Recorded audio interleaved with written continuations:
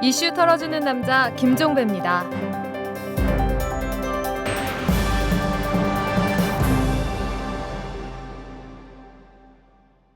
여러분 안녕하십니까? 9월 25일 수요일에 보내드리는 이털남입니다. 자, 오마이뉴스의 이주영 기자 나오고 계십니다. 안녕하세요. 안녕하세요. 네, SNS 한 뉴스 시작할까요? 네. 뉴라이트 계열의 대표적 학자인 유영익 한동대 석좌 교수가 국사편찬위원장으로 내정된 것을 두고 파문이 확산되고 있습니다. 네. 뉴라이트의 이론적 지주로 꼽히는 유 교수는 교학사 교과서 논란을 일으킨 한국현대사학회의 상임고문직을 역임하고 있고요. 2008년에는 광복절을 건국절로 바꾸자는 의견을 내세우며 건국절 추진에 앞장서기도 했습니다. 네. 또한 유 교수는 이승만 전 대통령 예찬론자로도 꼽힙니다. 그가 쓴 이전 대통령 관련 저서만 5건인데요. 예. 유 교수는 대한민국 건국 60년의 재인식이라는 책에서 이승만은 대한민국 건국에 절대적으로 공헌한 건국 대통령이라면서 이승만이 대한민국을 건국한 것은 하느님과 밤새도록 씨름한 끝에 드디어 하느님의 축복을 받아낸 야곱의 이야기를 연상시키는 위협이라고 말하기도 했습니다. 오휴, 예. 이를 두고 트위터에선 역사 거꾸로 돌리기라며 강하게 반발하는 목소리가 이어지고 있는데요. 역사교과서의 검정을 담당하는 국사편찬위원회 위원장에 대표적인 뉴라이트 성향의 역사학자를 임명한 것은 정치적으로 지나치게 편향된 선택이라는 지적입니다. 한 트위터 이용자는 국사편찬위원장은 학계의 신망을 얻으면서 정치적으로 편향되지 않은 인물이 맡아야 하는데 유영익 교수는 이런 기준과 너무나 거리가 먼 인사다라고 꼬집어 말했습니다. 네. 또 다른 이용자는 대통령직에서 2차례나 쫓겨난 인물을 건국 대통령으로 부활시키려는 노력은 대한민국 임시정부의 법통과 4.19 정신의 계승을 천명한 헌법 정신의 정면으로 도전하는 반헌법, 반국가적인 행위라고 비판했습니다. 네. 논란이 불거진 교학사 국사교과서 문제가 터진 시점에 유 교수를 임명한 자체가 의미심장하다는 우려도 나왔습니다. 한 유명 트위터리어는 박근혜 정부 인사의 본질이 또 한 번 발휘됐다. 교과서 문제가 들끓는데 뉴라이트 계열의 국사편찬위원장을 내정하다니 우리 역사를 이승만, 박정희 미화소설로 바꿀 심사 아닌가라고 비꼬아 말했습니다. 네. 또 다른 이용자는 이번 결정이 최근 논란이 되고 있는 역사 왜곡 교학사 한국사 교과서 문제에 대한 박근혜 대통령의 대답 같다. 권력 유지를 위해서 역사와 교육마저 정쟁의 도구로 삼겠다는 발상 아닌가라고 주장했습니다. 네. 다음 소식은요. 서울시 택시요금 인상 소식이 트위터에서 화제로 떠올랐습니다. 서울시는 중형택시 등의 기본요금을 인상으로 하는 내용의 요금 조정안에 대한 물가대책위원회 심의를 마쳤다고 어제 밝혔는데요. 네. 서울시에 따르면 중형택시 기본요금은 현재보다 600원 오른 3,000원으로 인상됩니다. 네. 또 대형 모범택시는 500원 오른 5,000원이 되고요. 네. 소형 택시 요금은 현행이 2,100원으로 동결됩니다. 서울 택시 기본 요금 인상은 10월께 적용될 전망입니다. 소형 택시 얘기는 들어봤는데 전 본 적이 없어요. 네, 저도 본 적이 없는데 그죠? 서울에서요. 예. 이를 두고 트위터에서는 의견이 엇갈립니다. 한 트위터 이용자는 이번 요금 인상은 반대 안 하겠다. 요즘 택시기사들이 얼마나 먹고 살기 힘든지 알기 때문이다. 버스기사보다 수입이 적어 100만 원대를 겨우 번다고 한다. 요금이라도 인상해서 수입을 올려줘야 한다고 말했습니다. 네. 반면 또 다른 이용자는 택시 서비스의 질적 개선도 보장 안 되는 현 시점에 요금만 대폭 올린다니 거부감이 든다. 승차 거부 등의 문제 해결책도 함께 마련돼야 할 것이다라고 강조했습니다. 네. 택시요금 인상보다는 택시 기사들의 실질 수입을 높일 수 있는 방안을 고려해야 한다는 의견도 있었습니다. 네. 한 유명 트위터리어는 법인 택시기사의 경우에는 택시요금을 인상해도 택시회사들이 산업금을 올려버리면 수입에는 전혀 변화가 없게 된다. 택시기사 수입 문제의 고질적 원인인 산학금 제도부터 해결해야 한다고 주장했습니다. 산학금은 이제 법인 택시기사들이 회사에 매일 10여만 원씩 내는 그렇죠. 돈입니다. 예, 예. 한편 택시요금 인상과 관련해 한 일화가 눈길을 끌었는데요. 네. 자신을 대학생이라고 밝힌 트위터 이용자는 택시요금 인상 기사를 보고 아버지께 심야할증에 요금까지 올라서 앞으로는 새벽에 택시를 못 타겠다고 말씀드렸다. 그러자 아버지는 그럼 일찍 들어오면 되잖아 라고 하셨다. 그래서 나는 아예 버스나 지하철 첫 차가 운행될 때까지 술 마시는 방법도 있습니다 라고 말씀드렸지만 괜히 네. 등짝만 맞았다고 전했습니다. 등짝만 맞고 말았대요. 네. 알겠습니다. 핵심은 이거 같습니다. 회사 택시 네. 회사에 배만 불리는 거라면 좀 곤란하고 네. 택시 기사분들의 실질적 수입 개선으로 이어진다면 네. 좀 시민들이 십시일반하는 네. 그런 접근법으로 가도 될 것 같은데 어떻게 이게 그 귀착이 될지 이게 좀 문제가 되는 것 아니겠습니까? 네. 알겠습니다. 자, 수고하셨습니다. 감사합니다. 통큰 할인 반값 상조. 가격은 반값 월 9,900원. 품격은 더블. 팟캐스트와 함께하는 우리라이프 상조에서 실속 2배, 품격 2배. 가격은 반값 월 9,900원의 통큰 할인의 파격 가격. 반값 상품을 출시했습니다. 팟캐스트에 광고하는 개념 상조, 우리라이프 상조. 1600-3267, 1600-3267로 전화주세요.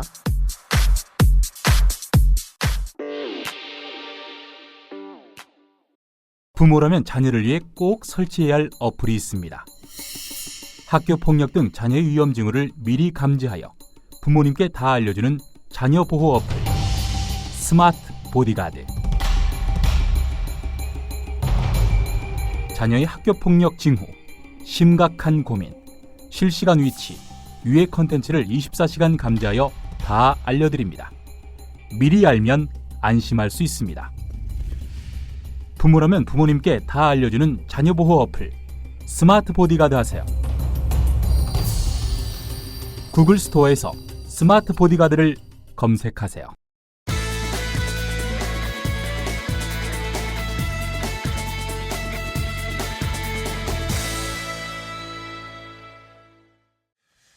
네, 내일입니다. 내일 정부가 이 복지 공약, 특히 이 노인 기초연금 애당초 대선 때 공약으로 내세웠던 것을 대거 뒤로 돌리는 이런 방안을 발표를 한다고 하죠.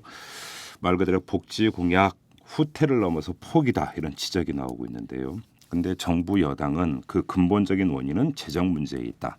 도저히 돈을 감당할 수가 없다. 이런 논리를 대고 있습니다. 자, 이 논리가 맞는 것인지 오늘 이 문제를 한번 좀 집중적으로 점검을 해볼 계획인데요. 전화 연결할 분은 이 재정 전문가이십니다. 정창수 나라살림 연구소장을 전화로 연결합니다. 소장님 안녕하세요. 네, 안녕하십니까? 네네. 일단 그 뭐 거두절미하고 노인 기초연금으로 한정을 해서 네. 지금 이렇게 그 대거 후퇴할 만큼 이 재정 조달이 어렵다. 이런 정부 여당의 논리 맞는 겁니까? 일단 일차적으로 재정 조달이 어려운 건 맞죠. 네. 근데 한번 이렇게 생각을 해보면 네. 재정 조달이 어렵지 않다고 얘기한 해는 아마 건국 이후 한 번도 없었을 겁니다.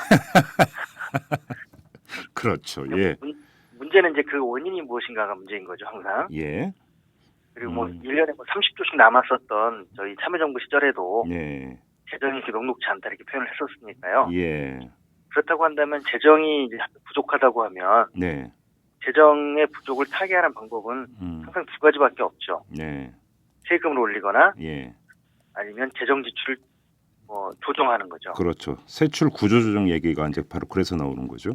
그런데 일단 저는 문외한이기 때문에 아주 단순하게 한번 여쭤보겠습니다. 자, 대선 때 공약은 뭐냐면 65세 이상 노인 전원에게 매달 20만 원씩 지급한다 이거 아니었습니까? 네. 그러면 노인 65세 이상 노인 인구수가 몇 명인지 데이터 다 있고 곱하기 네. 그러니까 매달 20만 원 하면 1년에 얼마 드는지 그거는 초등학생도 그 계산할 수 있는 거잖아요.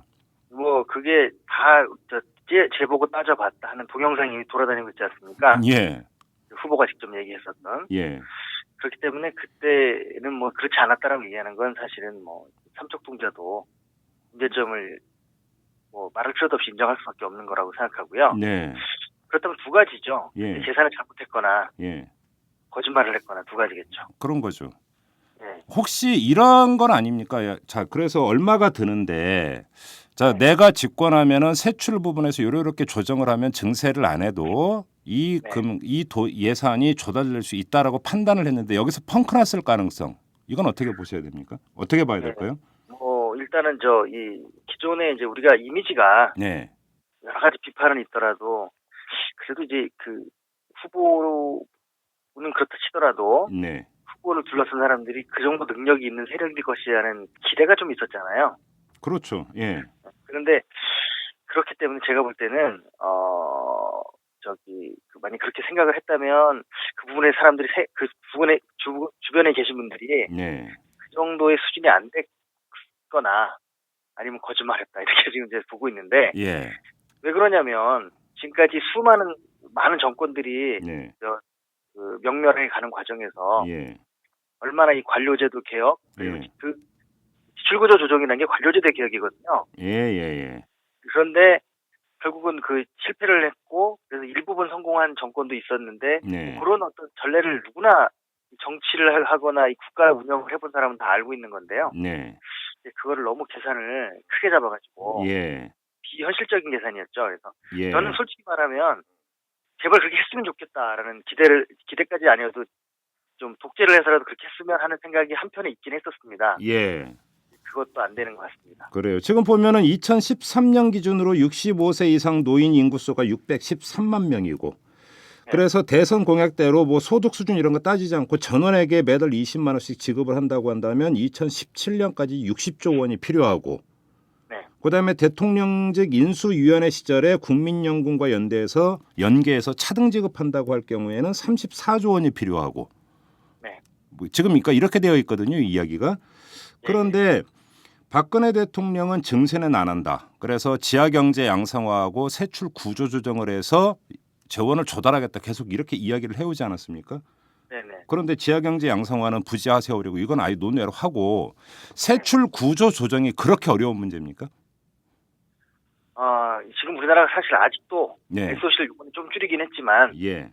그 국민소득 27,000불 기준으로 했을 때 예. 예산에 차지하는 경제나 SOC에 관한 예산이 다른 나라들에 비해서 한 3배 정도 많습니다.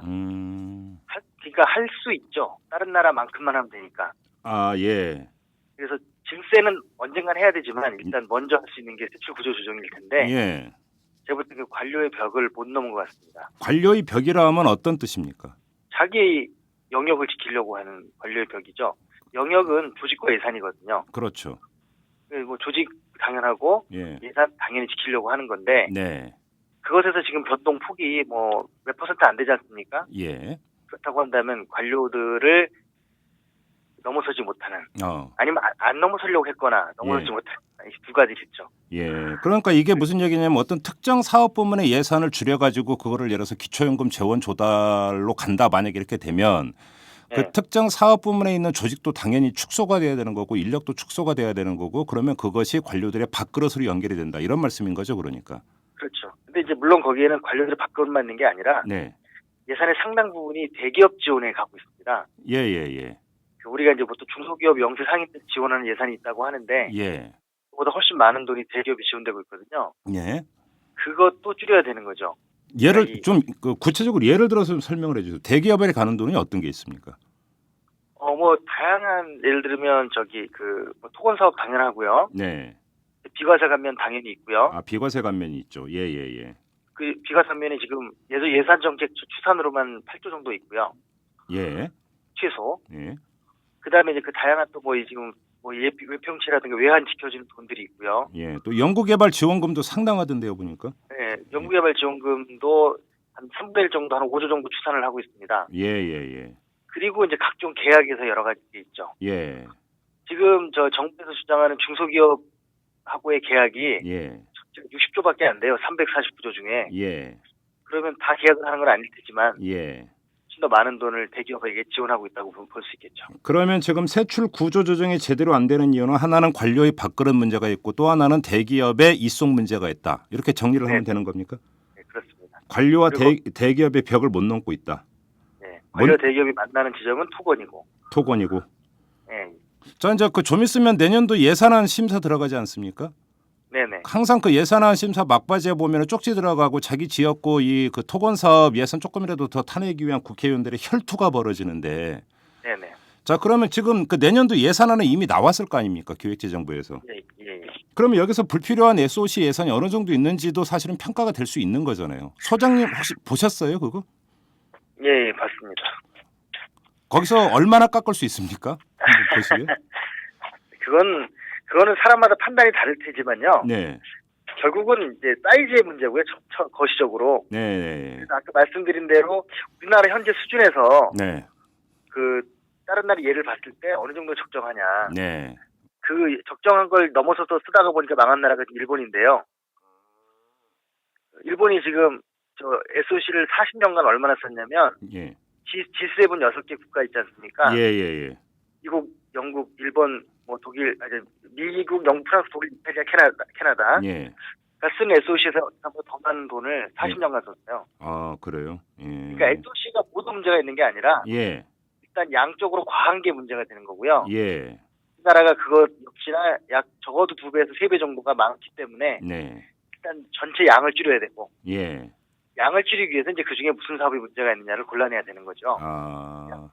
뭐 양은 상관없는데 사업이 문제가 있는 거라면 뭐 논리가 좀 달라지는 거죠. 그러면 또 이제 제가 저는 돈 얘기만 나오면 머리가 복잡해지는 놈이기 때문에 단순하게 네. 여쭤볼게요. 지금 그 다른 나라에 비해서 거의 3배 수준이라고 했잖아요. SOC 예산이. 그러면 그걸 뚝 잘라버리면 노인 기초연금이라서 재원 조달하고도 남습니까? 그렇죠. 아, 뭐 그래요? 그 노인 기초연금만은 가능하겠죠. 일단. 아, 그래요? 일단 그것만은. 예. 그런데 내년에 지방선거 있는데 SOC 예산 줄일 수 있겠습니까? 정치권에서? 그래서 지금 저희가 저희 연구소에서 한번 추산을 해보니까 예. 그 지방자치단체장들은 분명히 대통령이나 정부랑 협의했다고 주장하는 SOC 사업이 한 200조 정도 돼요. 최소. 200조요? 예, 최소 200조인데 우와, 예. 뭐 그 중에는 예를 들면 뭐 동남권 신공항 이런 것처럼 추산이 안 되는 거 빼고 예. 추산된 거만 액수가 나오는 것만 그런데 예. 중앙 정부는 120조 정도만 얘기를 하고 있습니다. 예. 그래서 80조의 갭이 생기거든요. 예. 그러니까 이런 식으로 제가 볼 때는 지방자치단체가 무조건 거짓말하는 것 같지는 않을 거라고 생각하고 네. 숨겨져 있는 아, 게 많이 있을 거라고 생각합니다. 그래요. 그래서 아마도 제가 볼 때는 올해 이렇게 넘어가더라도 예. 내년 또 추경이 있을 것 같다는 게 지금 전문가들의 예상입니다. 아, 그러면 그 갭에 있는 80조 원을 조달하기 위해서 내년 예산안에는 포함이 안 되는데 내년 넘어가서 추경으로 또 슬쩍 끼워 넣는다 이런 말씀이신가요? 예. 아. 그래서 예산에는 시한 예산이라는 게 있거든요. 예. 그러니까 조금 예를 들면 뭐 10조짜리여도 처음 시작은 한 10억에서 시작하죠. 아, 그렇죠. 요 예. 시한 예산 발디밀기 예산 이렇게 얘기하는데 예. 그런 예산들이 많이 지금 들어있는 것으로 보여집니다. 아, 일단 질러놓는데 네. 어떡하냐 계속 돈 대야지 이렇게 가는 거죠, 그러니까. 지금 쓴 돈이 아깝지 않냐. 뭐 이런 그렇죠.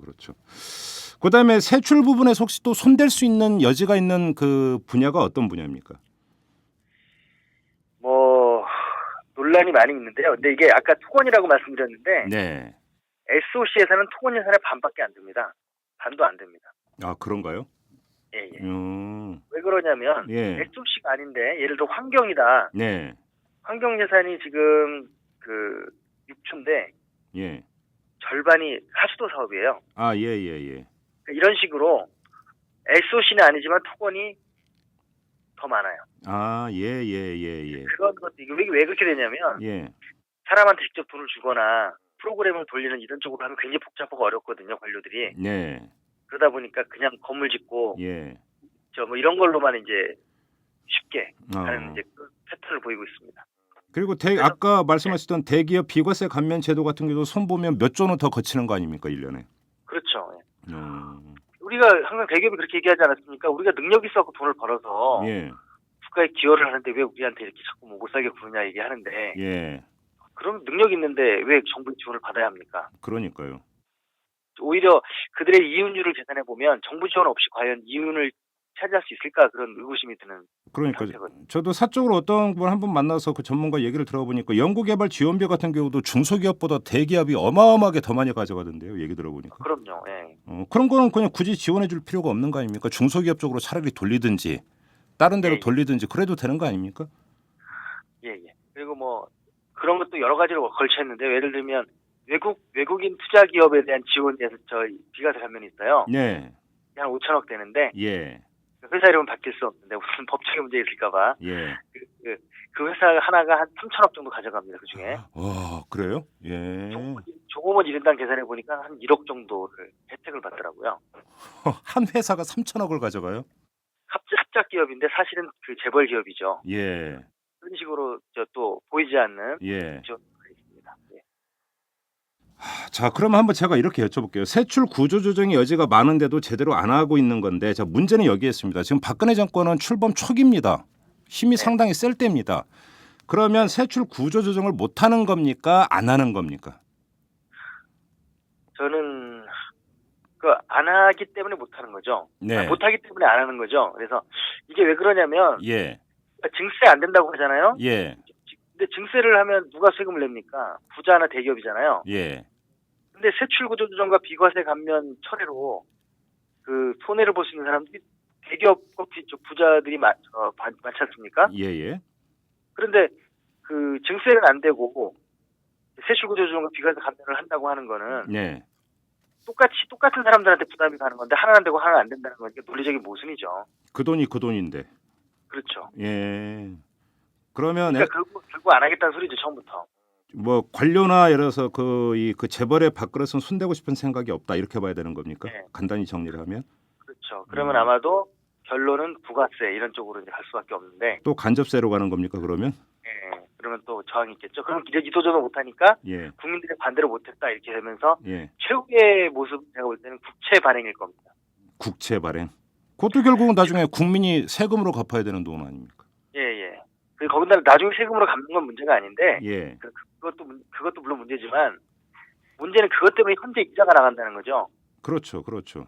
내년도 25조 이상의 이자가 나가거든요. 예, 중앙 정부만. 잠깐만요. 1년에 25조요? 예. 이자로만요? 네.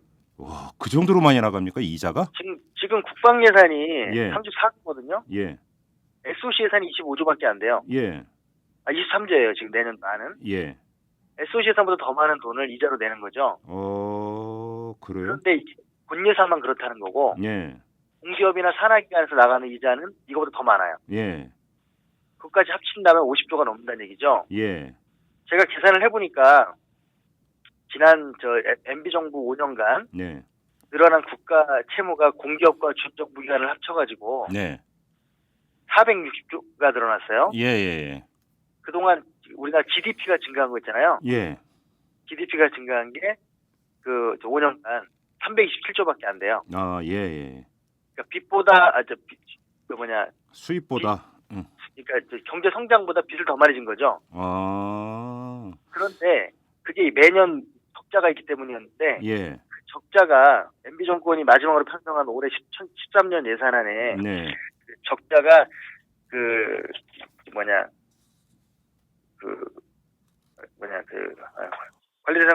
관리 대상 수지라고 하는 재정 수지라고 하는데요. 예. 13조거든요. 네. 올해 추경을 해갖고. 예. 근데 내년에 25조 적자를 보다는 겁니다. 그러니까 MB 정부보다 더 큰 적자를 하겠다는 얘기가 지금 되고 있습니다. 아, 이게 그 이자 규모가 뭐 어마어마하네요. 저는 그래서 이명박 정부 때 국가 부채가 엄청 늘고 있다 했을 때 더 늘 것 같아요. 예, 나중에 국가 재정 좋아지면 갚으면 되는 거지 뭐 이렇게 이제 아주 단순하게 생각했는데 이게 전혀 아닌 게 그 기간 동안에 나가는 이자가 어마어마한 거네요, 이게. 네, 이자가 일단 나가죠. 예. 그러나 경제 성장이 안 됐잖아요. 네. 경제 성장이 돼야 뭐 나중에 잘 돼가지고 돈을 갚을 거 아닙니까? 예. 경제 성장이 빚보다 더 적게 됐다고 한다면 네. 그 뭔가 돈을 허공에 날린 거죠. 엉뚱한 데 썼다는 얘기죠. 이 국채를 사들인 사람들 가운데 상당수는 외국인들 아닙니까? 아니 그렇지는 않고요. 예. 국내에도 많고 예. 그러는 그거는 별로 중요하지 않습니다. 나라가 망한다는 거는 예. 정부가 망한다는 거죠. 아니요, 제가 그거 뭐 나라가 망한다 이런 거 차원이 아니라 예. 국채 이자가 그렇게 뭐 그러니까 중앙정부 기준으로만 25조 원, 매년 25조 원의 이자가 나가는데 예. 이 국채를 사들인 사람들이 내국인이라면 그게 다시 국내에서 환류가 되지만 그 이자로 나간 돈이 꼭 국내에서 환류가 되진 않습니다. 왜냐하면 예. 뭐 국민연금 이런 것도 있지만 예. 금융기관이 사잖아요. 예. 금융기관을 또 대부분 외국인들이 가지고 있지 않습니까? 그렇죠. 그러니까 결국 나가게 되죠. 그러니까 결국은 그 돈이 국내로 환류가 되는 게 아니라 밖으로 나가버려 해외로 나가버리니까 결국은 이게 그냥 쏟아붓는 돈 아니냐 이거죠. 그러니까 제가 여쭤보는 것은. 네, 맞습니다. 차라리 그 복지 예산을 그 투입을 하면은 그 투입된 복지 예산이 국내 안에서 환류가 되는 거잖아요. 그렇죠. 예. 그렇게 예. 그런데 이제 지금 앞으로는 그래서 토건으로 낭비되는 것보다 네. 이자나 이런 식으로 예. 금융으로 더 많을 수 있겠다라는 생각이. 예, 그렇네요. 자, 이 점은 어떻게 보십니까? 노인 기초연금과 관련해서 아까 이제 그 2013년 기준으로 65세 이상 인구가 613만 명인데 예. 2030년에 가면은 그 인구 수가 1,269만 명으로 그러니까 2배로 늘는데 어떻게 도대체 이 돈을 감당을 하느냐? 이게 정부 여당의 논리거든요. 네네.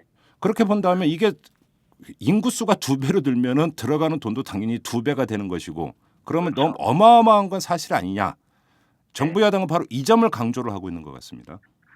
일단은 그분들이 그 받아야 되느냐 안 해야 되느냐 판단을 먼저 해야 될 것 같고요. 네, 그 만약에 경제 성장이나 이런 부분들이 그분들의 몫이었다면 예, 어떻게 보면 사회가 그분들 부양해 줘야 되니까 당연히 받아야 되는 거고요. 예. 그래서 그러면 그 전에 그 조세나 이런 부분들로 그 재정을 건전하게 만들었었어야 하는 거라는 문제가 있고요. 네, 또 하나는 뭐냐면 그 근본적으로 그 재정 구조가 나빠지는 게 저출산 문제 때문인데 그렇죠. 예, 저출산은 그러면 얼마나 노력을 하고 있는가? 예, 오늘 아침 신문에가 보니까 그 아동에 대해서 지원하는 예산도 예, 우리가 OECD 33개국 중에 31등인가 지금 되는 걸로 네, 나와 있습니다. 그러니까 결국은 아무데도 돈을 쓰고 있지 않다는 얘기죠. 그렇네요. 예, 그럼 그거는 이게 재정이라는 거는 그 어디 밑 빠진 독에 물을 붓는 게 아니라 투자를 하는 측면이 강한 건데 예, 투자를 안 하고 그러면 그 미래를 대비하지 않고 있다면 정부는 왜 존재하는가? 네. 그냥 내버려도 되는 거 아닌가? 이런 생각이 좀 들 때가 있습니다. 알겠습니다. 자, 일각에서는 차라리 이번 계기로 우리 솔직하게 한번 가보자. 증세 얘기를 이제는 공론화해야 될 때가 됐다 이렇게 주장하는 분들이 있습니다. 어떻게 보십니까? 예, 뭐 저는 원론적으로 예, 일단 어떤 형태의 증세라도 해야 된다고 생각합니다. 그렇습니까? 직접적 간접을 떠나서 왜 그러냐면 예, 누진율이 가장 높은 나라가 예, 이렇게 고소득자 많이 그 세금을 부과하는 나라가 예. 상대적으로 미국입니다. 오히려. 그래요? 그렇죠. 상대적으로. 스웨덴 이런 데 아닙니까? 아니, 그러니까 스웨덴은 세금을 모두에게 많이 걷는 거고요. 네. 그 부가세도 스웨덴 20% 넘잖아요. 예. 그 모두에게 많이 걷어서 저희 복지를 하다 보니까 그냥 이렇게 빈부격차 줄어들게 될 거고 네. 미국은 그나마 걷는 걸 부자들한테 걷어요. 예. 그런데 쓸 때는 국방비 반을 써버리고 그러니까 복지를 안 하고 하니까 예. 그렇게 그렇게 누진적으로 걷어봐야 소용이 없게 되는 거죠. 예. 결국은 지출에서 어떻게 쓰느냐도 굉장히 중요한 문제가 됩니다. 그렇죠. 복지국가는 지출로 판단하는 거지 네. 으로만 판단하는 게 아닙니다. 자, 증세 필요성에 대해서 그 원론적으로 동의를 한다 하더라도 방법론에 있어서는 여러 갈래가 있습니다. 예를 들어서 김종인 전 수석 같은 경우는 부가세 올리자라는 주장을 했대요. 언론 보도를 보니까 그 전에 네. 뭐 네. 그런 주장도 있고 또 한편에서는 부자 증세로 가야 된다라고 하는 주장도 있고 더 나아가서 부자 증세가 먼저 이루어져야 되지만 그래도 그러니까 중산층이나 일반 국민들도 조금은 더 내야 된다라는 주장도 있고 우리 정창수 소장님은 일단 그 가장 먼저 증세를 손을 대야 된다면 어디부터 손을 대야 된다고 보십니까? 일단은 아까 비과세 감면을 줄인다고 하는 게 네. 비과세 감면 32조인데요. 예. 대기업도 있지만 이 소득세도 있거든요. 예. 그러니까 예를 들어 소득세 비과세 감면을 줄이게 되면 예. 저소득자도 일부 내겠지만 예. 소득자는 아주 많이 내게 되죠. 예. 그래서 그것을 위해서 저는 증세가 필요하다고 보고요. 예. 부자들이 먼저 내고 우리는 한 푼도 내지 않겠다. 이거는 좀 잘못된 생각이라고 생각합니다. 그래요? 예, 우리가 저 100원을 내면 부자들이 500원, 1000원을 내게 되니까 예. 그렇게 해서 전체적인 보편 증세로 가는 게 맞다고 생각합니다. 그러면 저번에 이제 얼마 전에 세법 개정안이 나왔다가 이제 그 상당한 논란을 빚었는데 네네. 그러면 예를 들어서 그러니까 그 물론 먼저 부자들한테 그러니까 세금을 더 걷는다는 걸 전제로 하고 그 세법 개정안에 나왔던 것처럼 중산층 같은 경우도 조금은 더 내야 된다. 그 방향으로 가는 게 맞다 이렇게 보시는 겁니까? 네, 그 방향 맞고요. 예. 그래서 뭐 저 세액 공제로 가는 것도 맞고 네. 방향은 뭐 크게 나쁜 문제는 아니었는데 문제는 예. 양이 너무 적었다는 거고. 예. 예. 그리고 아무런 소통의 그 과정 없이 그냥 그렇죠. 해버렸다는 게 이런 게 문제가 되는. 간접세 손대는 것은 반대하십니까? 그러니까 저는 간접세라도 증세를 해야 된다고 생각하는데 네. 다만 간접세만 증세하면 안 되겠죠. 예. 그래서 이제 소득세도 증세를 해야 되는데 예. 그 사실은 소득세나 간접세나 소득세나 부가세나 모두 우리나라 낮은 나라이기 때문에 네. 그 사실은 상대적으로 부가세가 많아 보이는 것일 뿐인 거지. 어찌됐든 증세를 해야 됩니다. 알겠습니다. 좀 마지막으로 이 점을 여쭤볼게요, 소장님. 우리 소장님은 지금 재정 예산 전문가이신데 이게 국회가 내년 예산안 심사 과정에서 항목이나 이런 것들을 조정을 해가지고 이 복지 부문의 예산을 더 확보할 수 있을 가능성이 있다고 보십니까? 그게 크지 않다고 봅니다. 그렇게 전망하시는 근거는 어떤 겁니까? 일단은 올해 2013년 예산을 편성할 때 네. 신규 예산이 2조 9천억밖에 2조 9천억밖에 없었어요. 아 예. 345조 중에. 예.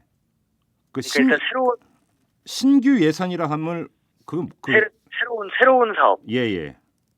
그러니까 결국 새로운 사업은 거의 없다는 거고요. 예. 기존 사업을 줄이고 늘리는 건데 예. 그 폭이 지금까지는 10조 20조 이 정도밖에 안 됐기 때문에 만약에 이게 지금 노령연금만 있는 게 아니잖아요. 그렇죠. 그래서 만약에 정말로 문제가 있다고 하면 처음 예산 편성할 때부터 네. 구조를 바꿨을 거라고 생각하고요. 예. 이제라도 물론 좀 마음을 바꿨으면 좋겠지만 예. 제가 볼 때는 좀 빚은 지고 아무것도 하지 않는 그런 재정이 파탄이라고까지 얘기하기 뭐하지만 파탄의 가능성이 심대히 우려되는 그런 상황으로 가고 있는 것 같습니다. 재정 파탄이 우려되는 상황까지입니까 지금이? 진짜로? 그렇죠. 지금 아까 말씀드렸지만 지난 5년간 예. 거의 500조 가까운 빚이 들었는데 경제 성장 300조밖에 안 됐다. 그러니까 완전히 돈을 날린 건데 네. 더 많은 적자가 내년부터 시작된다. 그러면 이건 굉장히 심각한 거죠. 아하, 그렇네요. 그런데 미래를 위해서 투자를 해야 좀 시간이 지나서 마치 SOC에 투자를 해야 되는데 네. 그게 안 됐을 경우 갈수록 어려워지는 거죠. 그럼 그 점에서도 증세는 불가피하네요. 그런 점을 뭔가 그렇죠. 고려를 해서라도. 출구 조정 뭐 이런 거 해야 되지만 네. 증세를 안 하고는 네. 그 액수가 굉장히 제한적일 수밖에 없어요. 알겠습니다. 첩첩산중이군요. 한마디로. 네, 걱정입니다. 알겠습니다. 자, 여기까지 듣도록 하겠습니다. 고맙습니다. 네. 시사평론가 김종배가 진행하는 이슈 털어주는 남자. 시사의 최전선에서 여러분의 궁금증을 풀어드립니다.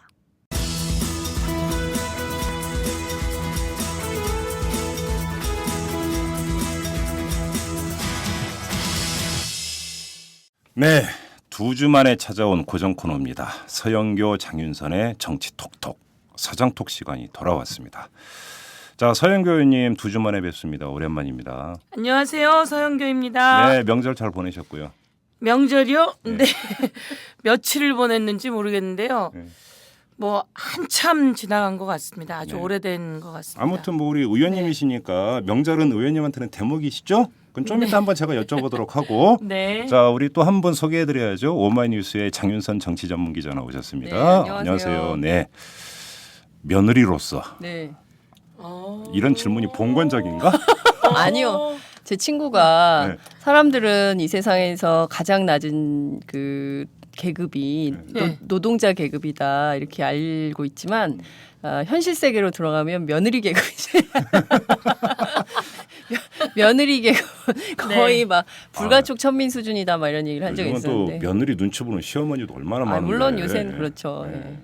며느리 아니, 서로- 계급이 낮을 때는 네. 딱 장윤선 기자 까지예요? 그때예요. 그러니까 아이가 한 어릴 3살에서 6살 애도 봐야 되고 시댁 눈치도 봐야 되고 네. 아직 시댁하고 소통이 덜 됐고 저는 이제가 한 24살 오. 되고 야. 이제 그 시어머님하고는 벌써 몇 차례 걸친 추석 명절을 거치면서 밀당을 여러 번 하고 가서 한번 울기도 하고 이러고 난 지금은 시어머님이 좀 짠하고 딱하지. 어머님이 저 때문에 힘들어하실 것 같고 그래서 서로가 위하는 나이가 된다 이렇게 네, 기다리세요. 아니 그러더라고요. 세월은 세월이- 흐르게 돼 있어요. 저 언니들이 그러더라고요. 시간은 네 편이야. 세월은 흐르게 돼 있고 시간은 자식 이기는 네. 부모는 없고 막 이렇게 얘기하시더라고요. 뭐 그나저나 우리 의원님 어떤 게 추석 명절에 네. 집에 계신 시간이 많았습니까? 지역구 돌아다닌 시간이 많았습니까? 저희는 지역구에 재래시장이 5 곳 있습니다. 5곳. 오, 예. 어제 제가 TV 토론을 보다 보니까 우원시구역은 노원구인데요. 재래시장이 한 군데도 없대요. 노원구에 하나도 없나요? 네. 그러니까 노원구 전체인지는 모르겠지만 예. 우원시구역 지역구엔 재래시장이 없고 예.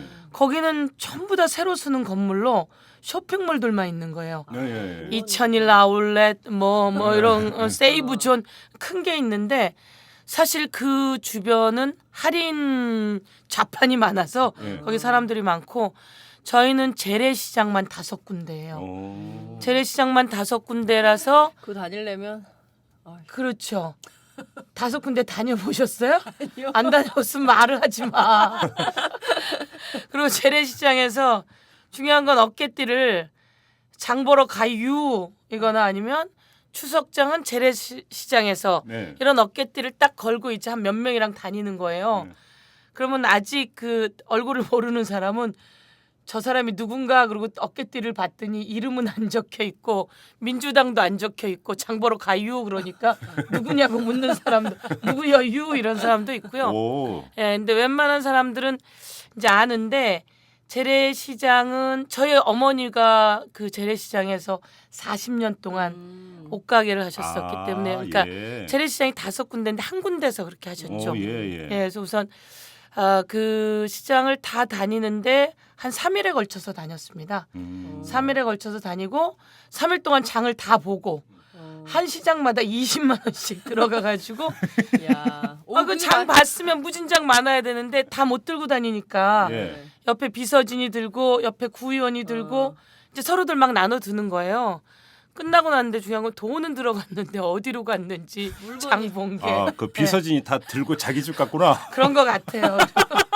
마지막 날은 추석 전날 돈 장은 돌고 예. 추석 전날은 부침개를 많이 팔거든요. 그렇죠. 예, 그러면 이제 녹두전, 예. 생선전 이거 저- 사서 저희 지역 사무실에 와서 네. 삭힌 홍어도 하나 사서 아니 근데 제가 냄새 풍기면서 같이 나눠 제가 먹고. 그 저기 네. 대선 때 그런 얘기를 들은 적이 있어요. 진짜 확인하고 싶어서요. 저 네. 대선 때 그 제가 이제 상인들을 만나잖아요. 재래시장에서. 네. 그러면 박근혜 후보는 그걸 네. 다 산다는 거예요. 네, 다 네. 사가지고 실제 차 트렁크를 열면 썩은 내가 난다는 거예요. 싣고 다녀가지고 다 처분을 못해서. 예. 근데 민주당은 하나도 안 산다는 거예요. 민주당은 이 악수만 하고 그냥 간다고. 그래서 신발 가게 아저씨가 신발이라도 하나 사야 되는데 너무 그냥 짜다 진짜. 그게 너무 짜다 하면서 다 사야 되는데 하나도 안 산다 네. 그러더라고요. 그게 아니고요. 문재인 후보는 시장에서 뭘 산다는 생각을 못 한 거예요. 그러니까 이제 문재인 후보가 대통령 후보가 됐잖아요. 박근혜 후보는 후보를 여러 번 해봤잖아요. 총선 후보부터. 그리고 박근혜 후보가 다니면 그러니까 여성 후보들이 다니면 그렇게 해요 아줌마들이. 이거 사가야지 얼굴만 보이고 가면 뭐해. 그러면 안 살 수 없어요. 실제로 이게 시장 안에서도 밀고 당기기가 계속 이루어지는 거죠. 예. 근데 시장이 쫙 있으면 내가 이 집에서 야채를 샀어요. 그러면 저쪽 집 아줌마가 계속 쳐다보고 있다고. 그러니까 그렇지. 내가 이것을 여기서 사야 되나 말아야 되나도 온갖 계산을 해야 돼요. 그럼 저 같은 경우에 이제 몸이 가벼우니까 예. 사다가 저쪽에서 쫙 쳐다보는 게 느껴져요. 그러면 여기선 요만큼 샀으니까 저쪽 갔다 올게요. 이러고 이제 저는 뛰어요. 그러니까 이제 좀 젊다고 그렇게 이제 말을 좀 이쁜 척하죠. 실제로는. 그렇게 바리바리 사갖고 비서들이 가져가고. 그렇죠. 그럼 제가 못 들어요 이거를. 그러니까 나눠서 들을 수밖에 없고. 근데 이제 문재인 후보는 나온 지 얼마 안 된 후보니까 시장을 돌아도 거기에 대놓고 사가야지 문재인 이렇게 말을 잘 안 하죠. 사람 아줌마. 네, 그렇게 안 하니까 살 생각을 잘 못했고. 근데 이제 뒤에서 저 같은 경우에 뒤에 따라 붙었었어요. 그럼 제가 사죠. 그러니까 문재인 후보랑 가다가 카메라가 오면 얼굴도 좀 비춰야 되는데 뒤에서 물건 사다가 후보 놓쳐요. 그럼 물건 주고 또 뛰어가고 이렇게 하면서 사게 되는데 그렇구나. 그 사실이네 진짜 그 시장 아줌마들의 얘기가. 예, 근데 시장에서 물건 사는 게 이제 시장은 다 비슷해요. 근데 이제 제가 시장 중에 이런 시장이 있어요. 가운데 좌판이 쫙 있는 시장. 그러니까 노점상이 쫙 있는 시장 있죠. 그러니까 한 군데 시장은 노점상이 없는 재래시장이에요. 노점상이 없는 재래시장은 시장 자체가 통이 좁아요. 좁으면 가운데 노점을 놓을 수가 없어요. 그렇지, 그렇지. 노점을 놓을 수가 없어서 가게 주인들 세내는 가게 주인들만 장사를 해. 네. 거기서는 야릇한 알력이 없어요. 어. 근데 또 한 군데 시장은 좀 넓어요. 거기는 노점상 연합회가 꾸려져 있어요. 실제로 노점상 연합회 분들은 세금을 내진 않지만 화장실도 없이 장사를 하죠. 추운 겨울에 비바람 맞으면서 장사를 하죠. 근데 노점상 연합회 분들이 연합회 활동을 하실 때 초청을 받아서 몇 번 갔어요. 한 400명, 500명이 모여요. 어. 연말에. 그러니까 동대문에 큰 옛날에 동대문에 미도파라고 있죠. 미도파가 이제 지금은 크게 뭐 부페를 하더라고요. 꼭대기층에 거기 한 400명에서 500명 정도 모이는데 거기 어른들이 하루 장사 손을 놓고 이 굳은 손 뭐 이런 손으로 그런 어른들이 거기서 그날 하루 재밌게 노는 날이에요. 으쌰으쌰도 하지만 노래도 부르고 그럼 이제 제가 거기 가서 노래 한 곡 불러주고 손 다 잡고 오면 그리고 시장을 돌잖아요. 그럼 그분들이 너무 반가워하세요. 그나저나 시장 도셨으니까 우리 그 국민들이 뭐라고 하던가요? 국정원. 이렇게 말씀드릴게요. 한 가지는 모두 다 힘들지. 네? 제가 지난번에 말씀드렸듯이 일주일에 한 번 정도 집회를 하고 천막에 갔다 오고 이러는 것들이 크게 힘든 것보다는 오히려 야성을 찾았다라고 하는 야릇한 기쁨이 있었어요. 그런데 어른들은 그걸 되게 힘들다고 생각하는 거예요. 천막에 가 있는.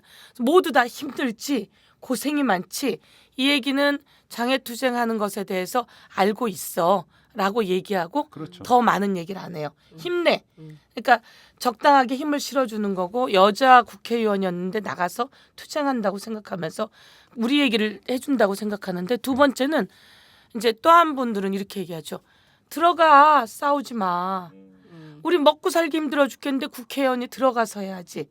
그럼 제가 우린 병행인데요. 밖에서도 싸우고 들어가서도 할 건데요. 이제 예를 들면 우리가 그렇게 돼 있었으니까 들어가라고 하는 말이 어떻게 말하기가 그래서 그러면 그래? 그럼 열심히 해. 병행이면 됐네. 뭐 이런 식으로 이제 반응이 있고요. 그다음에 또 많은 분들은 전 야당이니까 이렇게 얘기하시죠. 좀 세게 하세요. 요번에는 끝장을 좀 봐. 저희가 좀 들어가야 되는 건 어떻게 생각하세요? 이렇게 물으면 이렇게 얘기하시죠. 안 돼. 끝장을 봤으면 좋겠어. 민주당이 뭐 해놓고 마무리가 없어. 이런 이제 세 가지 부류의 어른들이 계시죠. 그리고 이제 딱 우리 편이 아니다라고 하는 이제 새누리당 사람인데 내가 가니까 대놓고 못하고 뒤에서 들어가. 국회 들어가야지.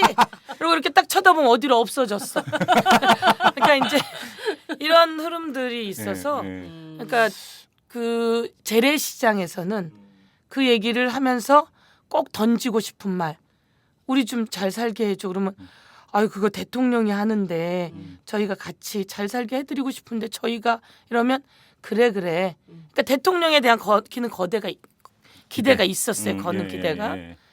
대통령이 경제를 살려줄 줄 알았던 거지. 근데 지금은 이 명절 지나면서 그 흐름이 없어졌어요. 노령연금 때문에. 노령연금, 기초연금 이런 것 때문도 그렇고 대통령이 경제를 살려줄 거에 대한 생각이 많이 약해졌다. 이런 생각이 많이 들더라고요. 벌써요? 진짜로? 7개월. 실제로 그렇죠. 실제로 제가 시장 5군데가 아까 말한 가운데 자판이 있는 곳은 다니기 어려울 만큼 꽉꽉 차 있어요. 사람들이. 네네네. 가판 노점상하고 가게가 같이 이루어지니까 그런 곳에서 오는 느낌이 그래요.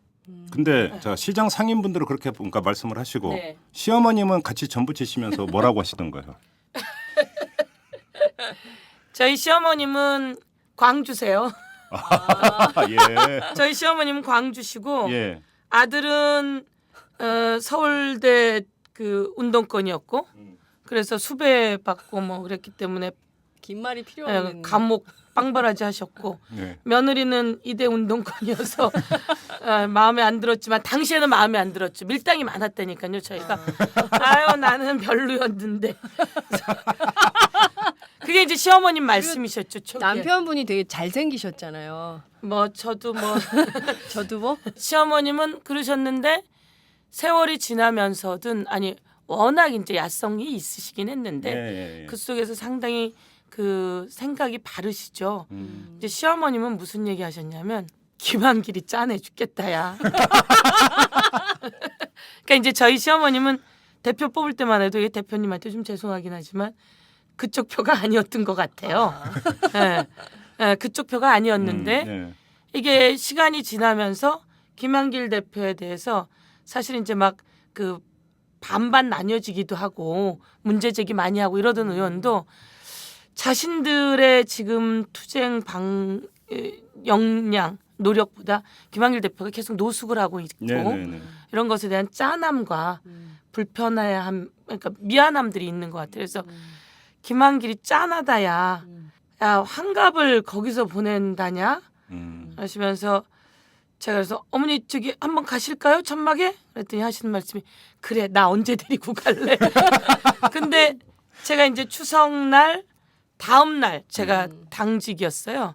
그래서 가는데 어머님을 모시고 가긴 해야 되는데 아 추석 저는 원래 홍보팀이라서 당직을 추석 그 천막에서 안 하고 홍보전을 나가요. 네.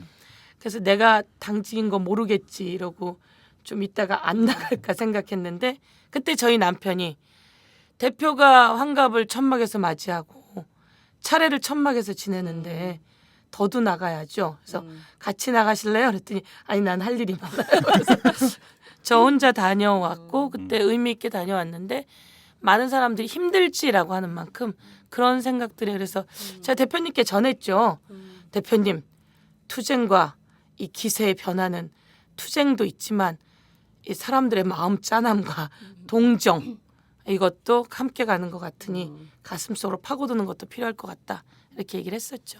네. 자, 우리 장윤성 기자는 어떻게 추석 민심은 어떻게 읽었어요?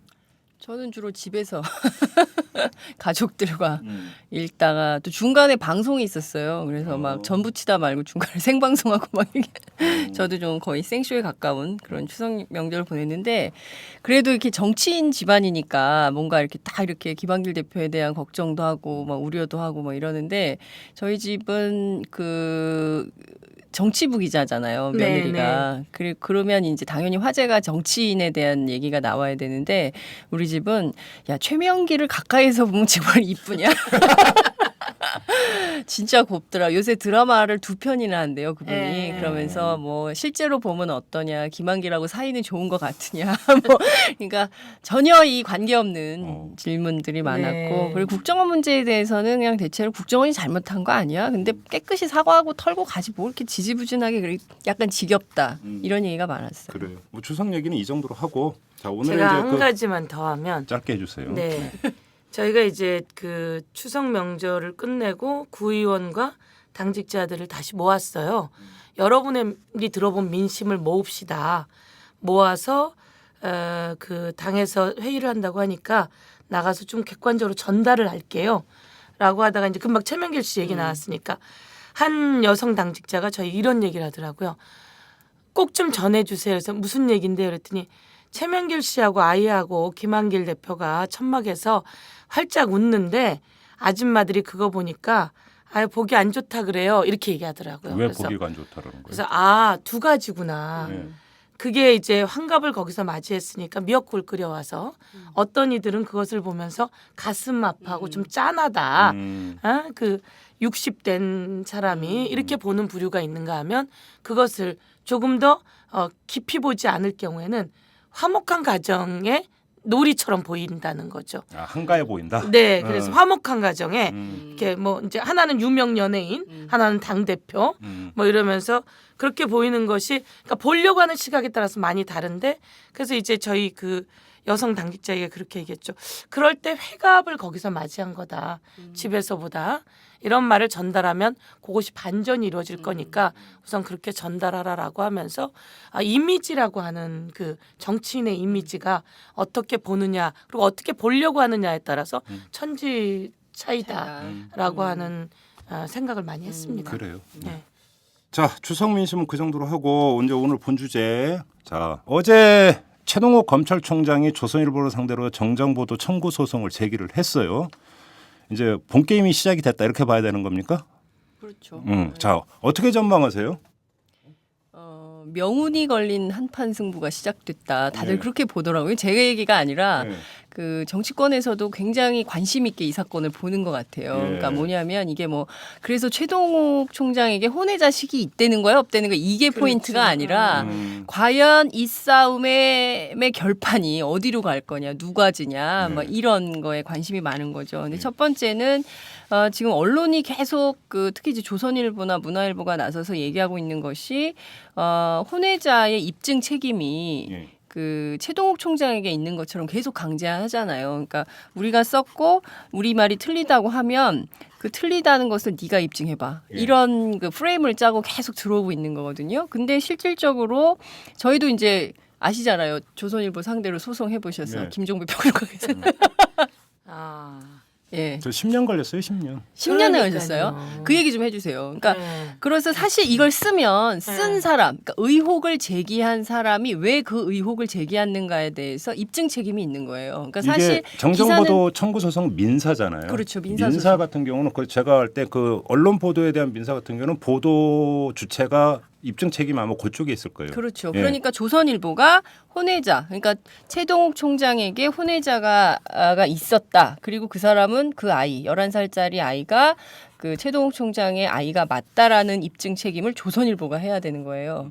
그런데 그것을 과연 이 법정 논란 과정, 법정 공방 과정에서 조선일보가 얼마나 해낼 것인가도 중요한 관전 포인트 가운데 하나인 것이고, 또 하나는 최동욱 총장이 이번에 이제 어제 그 성명 다 보셨겠지만 유전자 검사를 굉장히 강하게 초반부터 얘기하지 않았습니까? 이게 유전자 검사를 얘기한다는 것은 그만큼 최 총장이 이 사건에 대해서 굉장히 자신 있어하는 태도다라고 얘기를 하는데, 그 중에서도 어제 누가 이제 저한테 그 얘기를 해주더라고요. 최 총장 측이, 그러니까 변호인단이 찾아낸 건지 뭐 최 총장이 찾아낸 건지 알 수 없으나 어제 별도로 감정 신청을 한다고 했었잖아요. 감정 신청을 하겠다. 그런데 이 감정의 범위 안에 친자 감정도 포함이 된다는 거예요. 그래서 이게 그러면 어디 포함이 돼 있냐 했더니 민사소송법 교과서 주석서에 그 내용이 나와 있다는 거예요. 그래서 그것까지 찾아서 이것을 하면 유전자 검사 같은 경우에는 그동안 언론이 대체로 뭐라고 얘기했냐면 최동욱 총장이 아무리 요구해도 저쪽 임모 씨와 그의 아들이 협조하지 않으면 사실상 불발되고 그렇게 되면 이것은 오리무중이 되는 거다. 따라서 이것은 미궁에 빠질 가능성이 높다. 이런 진단을 굉장히 많이 했는데 실질적으로 별건으로 해서 법원에 그 신청을 감정 신청을 하게 되면 그 여성과 그 아이도 응해야 되는 의무가 있다는 거죠. 안 그러면 과태료를 물게 돼 있다는 거예요. 근데 물론 그 과태료의 금액은 법원이 결정하게 돼 있지만 뭐 그 금액이 얼마나 될지 그게 중요한 것은 아니나 그래도 법률적으로 상당한 강제 효과가 된다. 그래서 이 싸움의 결론은 아마도 최동욱 총장에게 유리해지지 않겠냐라는 것이 서초동 일원과 민주당 일각의 생각인 것 같죠. 자, 그럼 우리 법사위원이신 서영교 의원은 어떻게 전망하십니까? 저는 감으로 최동욱 총장이 진실되다고 믿어요. 감으로? 그러니까 그 여러 가지를 알아보고 그리고 이 보도가 조선일보의 일면에 그렇게 갑자기 나게 되는 경위는 진실이 아니기 때문에 그런 방식으로 났다고 저는 생각을 하고요. 그리고 그동안에 해오는 과정 속에서 최동욱 총장의 혼외 아들이 아니다라고 하는 것을 저는 확신을 하고 있어요. 제 스스로가. 그래서 이것을 돕고 싶다라고 하는 생각이 진짜 많이 들어요. 그래서 여러 가지로 알아보게 되는데 저는 그래서 결과는 최동욱 총장의 승리일 것이다 라고 가지만 모든 상처는 최동욱 총장이 가질 수밖에 없다라고 저는 생각해요. 그러니까 최동욱 총장이 오래 걸려서든 뭘 해서든 그 진실이 승리를 할 것이다라는 걸 아는데, 근데 상처는 최동욱 총장이 다 입고 조선일보는 그대로 갈 것이다. 그리고 이것이 나오게 된 배경이 청와대에서 벌써 뭐 이 보도가 나오기 한 20일 전부터 청와대에서 최동욱 총장 뒷조사하고 있다.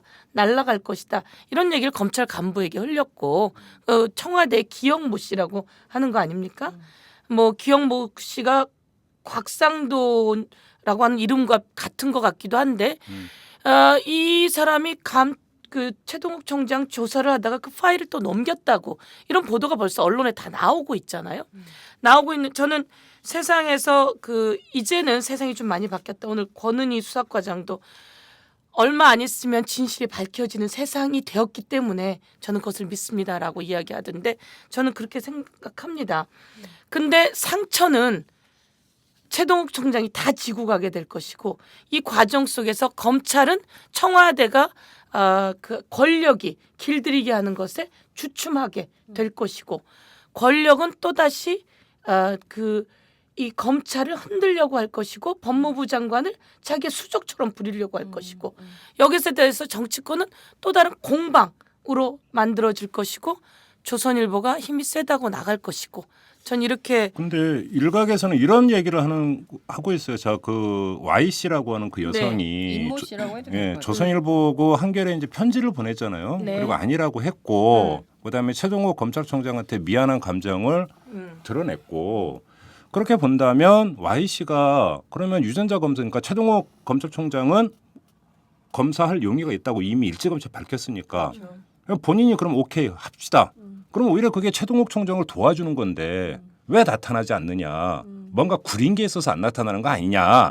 이런 식으로 추론하는 사람들이 있어요. 이 점 어떻게 보세요? 왜 안 나타나는지는 이제 봐야죠. 그렇죠. 물론이죠. 그러니까 당장은 뭐 최동욱 총장이 유전자 검사를 하자고 요구하지 않았었고 이제 어제 요구했단 말이에요. 어제 요구하면서도 최대한 예의를 갖추면서 전 요구한 것에 고맙게 생각해요. 그런데 조선일보가 아니 왜 우리를 보고 소송을 내? 그 여자한테 소송을 안 내고 이렇게 사실은 보도를 하잖아요. 저는 참 잔인하다는 생각이 들었고요. 예. 그러면 구리면 뭐가 구릴까? 최동욱 총장의 아이라서 구릴까? 그것만 있을까요? 저는 이제 그 다음에 바로 어제 냈기 때문에 그쪽 반응은 이제 나올 거라고 생각하고요. 예. 이제 나올 거고 이제도 나오는데 그것을 섣불리 할 수 없는 이유는 만약에 저라면 쉽게 했을까요?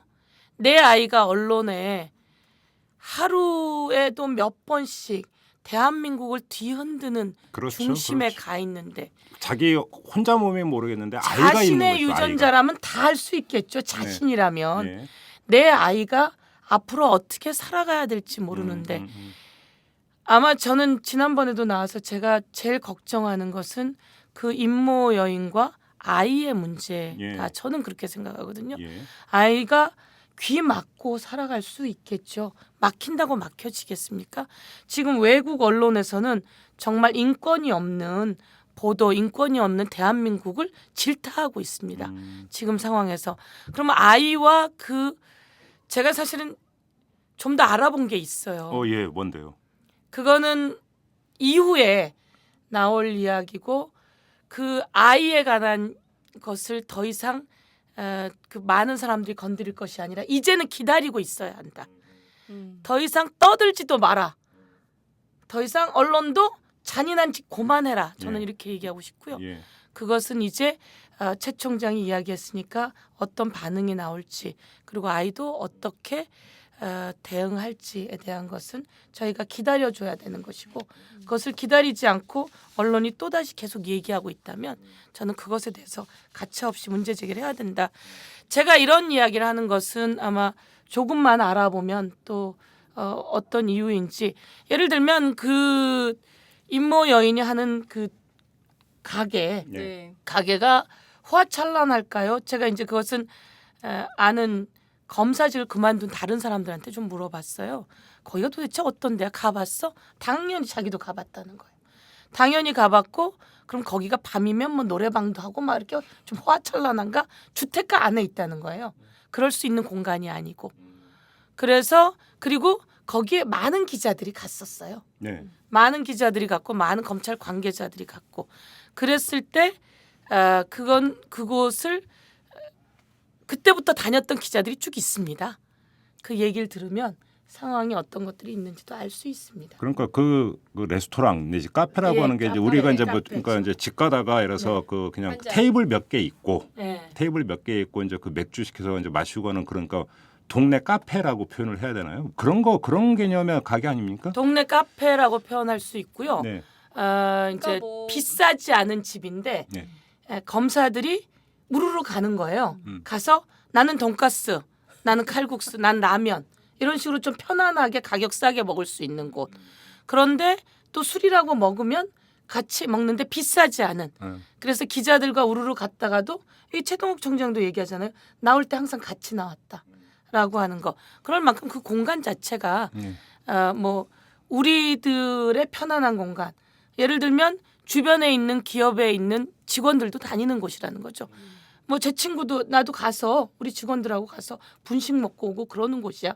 그래서 제가 이제 검찰 쪽보다는 기자들하고 검찰 쪽에 그런 곳이라는 얘기는 들었는데 그쪽 동네에 있는 기업에 다니는 사람한테 그런 얘기를 들으니까 더욱더 또 좀 더 신뢰가 가더라고요. 지금 보면 그 이제 검사 출신 변호사들도 그렇고 이렇게 보면 서초동 일원에 그렇게 조그만 집들이 많이 있잖아요. 그래서 약간 그 단골집처럼 이렇게 그 집에 가다가 뭐 이렇게 한 잔 들러서 뭐 한 잔 마시고 가는, 그러니까 뭐 그게 뭐 양주를 먹을 때도 있고 뭐 이렇게 킵해놓고 먹기도 하고 뭐 나중에 와서 또 마시기도 하고 뭐 이런 것도 있고 뭐 맥주도 마시고 뭐 이제 이런 데인데 말씀하신 대로 가격은 저는 잘 모르겠어요. 그게 저렴한 곳이었는지는 잘 모르겠는데 여하튼 이제 그러니까 근데 제가 물어봤어요. 몇몇 그 저 법조 출신 그 정치인들한테 물어봤더니 그 일할 때 다 그런 집들 하나씩 있지 않아? 단골집들이 있는 거 아니야? 그런 집이었을 거야. 이렇게 얘기들을 하더라고요. 근데 자 민사소송이에요. 네. 그러니까 저 오늘 한 신문 같은 경우는 올해 안에 아마 그 결론이 날 거다 이런 식으로 전망까지 나왔는데 구속 형사 사건이 아니고서는 세워라 내워라 할 수 있는 게 또 그 소송이에요. 재판이란 말이죠. 특히나 민사 같은 경우는 그런데 이건 대단히 예민한 사안이란 말이에요. 자 재판부 입장에서는 그죠. 어느 한쪽에 그 손을 들어주면은 다른 쪽으로부터 뭐가 될지 모르는 여론의 관심 완전히 온통 집중되어 있고 이러다 보면은 판결이 세워라 내워라 늦춰질 가능성도 있지 않을까요? 당연히 그럴 수가 있습니다. 그렇죠. 네, 그럼 만약에 이렇게 세워라 내워라 늦춰지면 누구한테 도움이 될까요? 그건 세월아 내월아 늦춰지면 최동욱 총장한테 상처가 어마어마하게 되는 거죠. 바로 그거죠. 예. 예. 그러니까 그래서 제가 이것에 대해서 저희 뭐 야당도 그리고 해나가면서도 상처는 벌써 입을 대로 입었어요.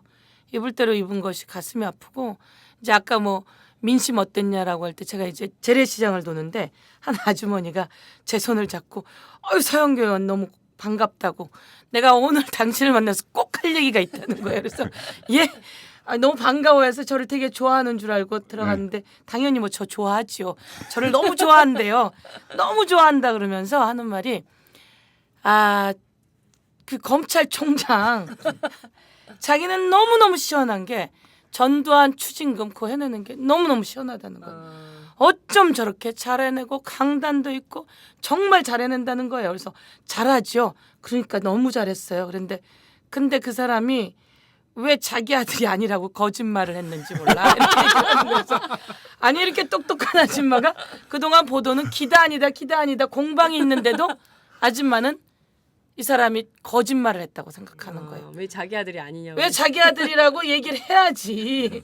왜 아니라고 하냐는 거예요. 그래서 제가 참 특이한 거는 보도 나온 거는 기자와 야당, 검찰 이쪽만 기냐 아니냐를 얘기하고 있지 실제로 많은 사람들은 보도 나온 것만큼은 아직 조선일보건 뭐건 진실이라고 생각하는 거예요. 그래서 왜 그래요. 거짓말을 했냐고. 그래서 그거가 하나가 문제라는 거예요. 그래서 내가 그거는요. 이게 아직 공방이 있고요. 제가 보기에는 아닌 것 같은데 그랬더니 그러니까 서영교 의원 말이 맞아요. 그러니까 왜 거짓말을 했냐고.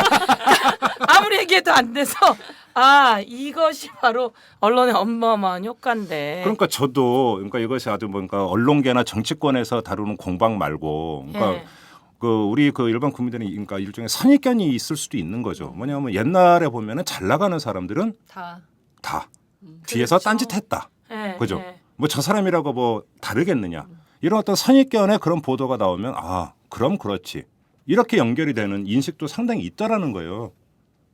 저작거리에 나가면.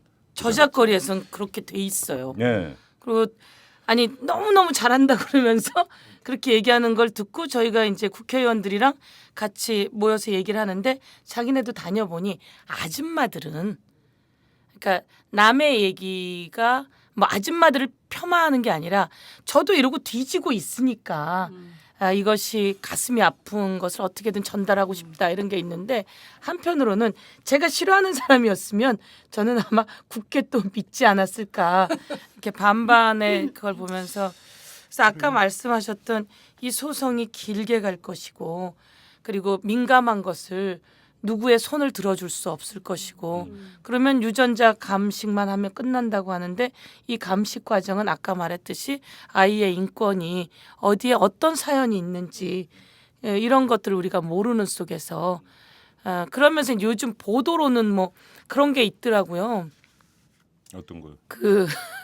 이거는 뭐 나온 보도를 인용하면 어떤 한 언론사가 나온 건데 그 최 총장의 지인들의 얘기가 트윗에 떠돌기 시작하면서 그것을 보도로 가지고 온 것은 그 최 총장의 아이가 아팠을 때 이야기. 예. 2살 때 차가운 방에서 추운 방에서 자면서 아이가 그때 감기가 걸렸는데 그게 폐혈증으로 오면서 예. 뇌성마비로 왔고 그때 병원에서는 아이가 5살 이상을 못 살 거다라고 했는데 극진한 최동욱 총장과 그 엄마의 부인의 극진한 정성으로 아이가 사실 이제 22세까지 살았던 이야기가 나오면서 그때 최동욱 총장은 당시에 13년 전에 뭐 그런 성관 수술을 했다라는 보도도 사실 있더라고요. 얘기도 어제 있고. SNS에 좀 돌렸는데요, 그 얘기가. 많이 돌고 그것을 보도처럼 지인들의 얘기로 근데 나오고 있다는 얘기도 있더라고요. 그러니까 저도 어제 SNS를 통해서 그 도는 걸 봤는데 이제 그게 그러니까 지금 사실은 출처가 명확하지가 않고 그렇죠? 확인이 된 이야기는 지금 아닌 거죠. 그 지금 말씀하신 22살 된 큰딸 아이에 대한 얘기는 중앙일보가 일찌감치 쓴 적이 있어요. 인사청문회 이전에. 아니 그 네, 정관 사이는. 수술건 말이에요. 정관 수술권은 지금 나온 거죠. 참 트윗에 돌기도 아침 하고 방송에서 이야기도 하고 하는데 이 진중한 방송에서 아니요 이런 이야기를 근데 이제 그 보도에서는 그렇게도 나오더라고요.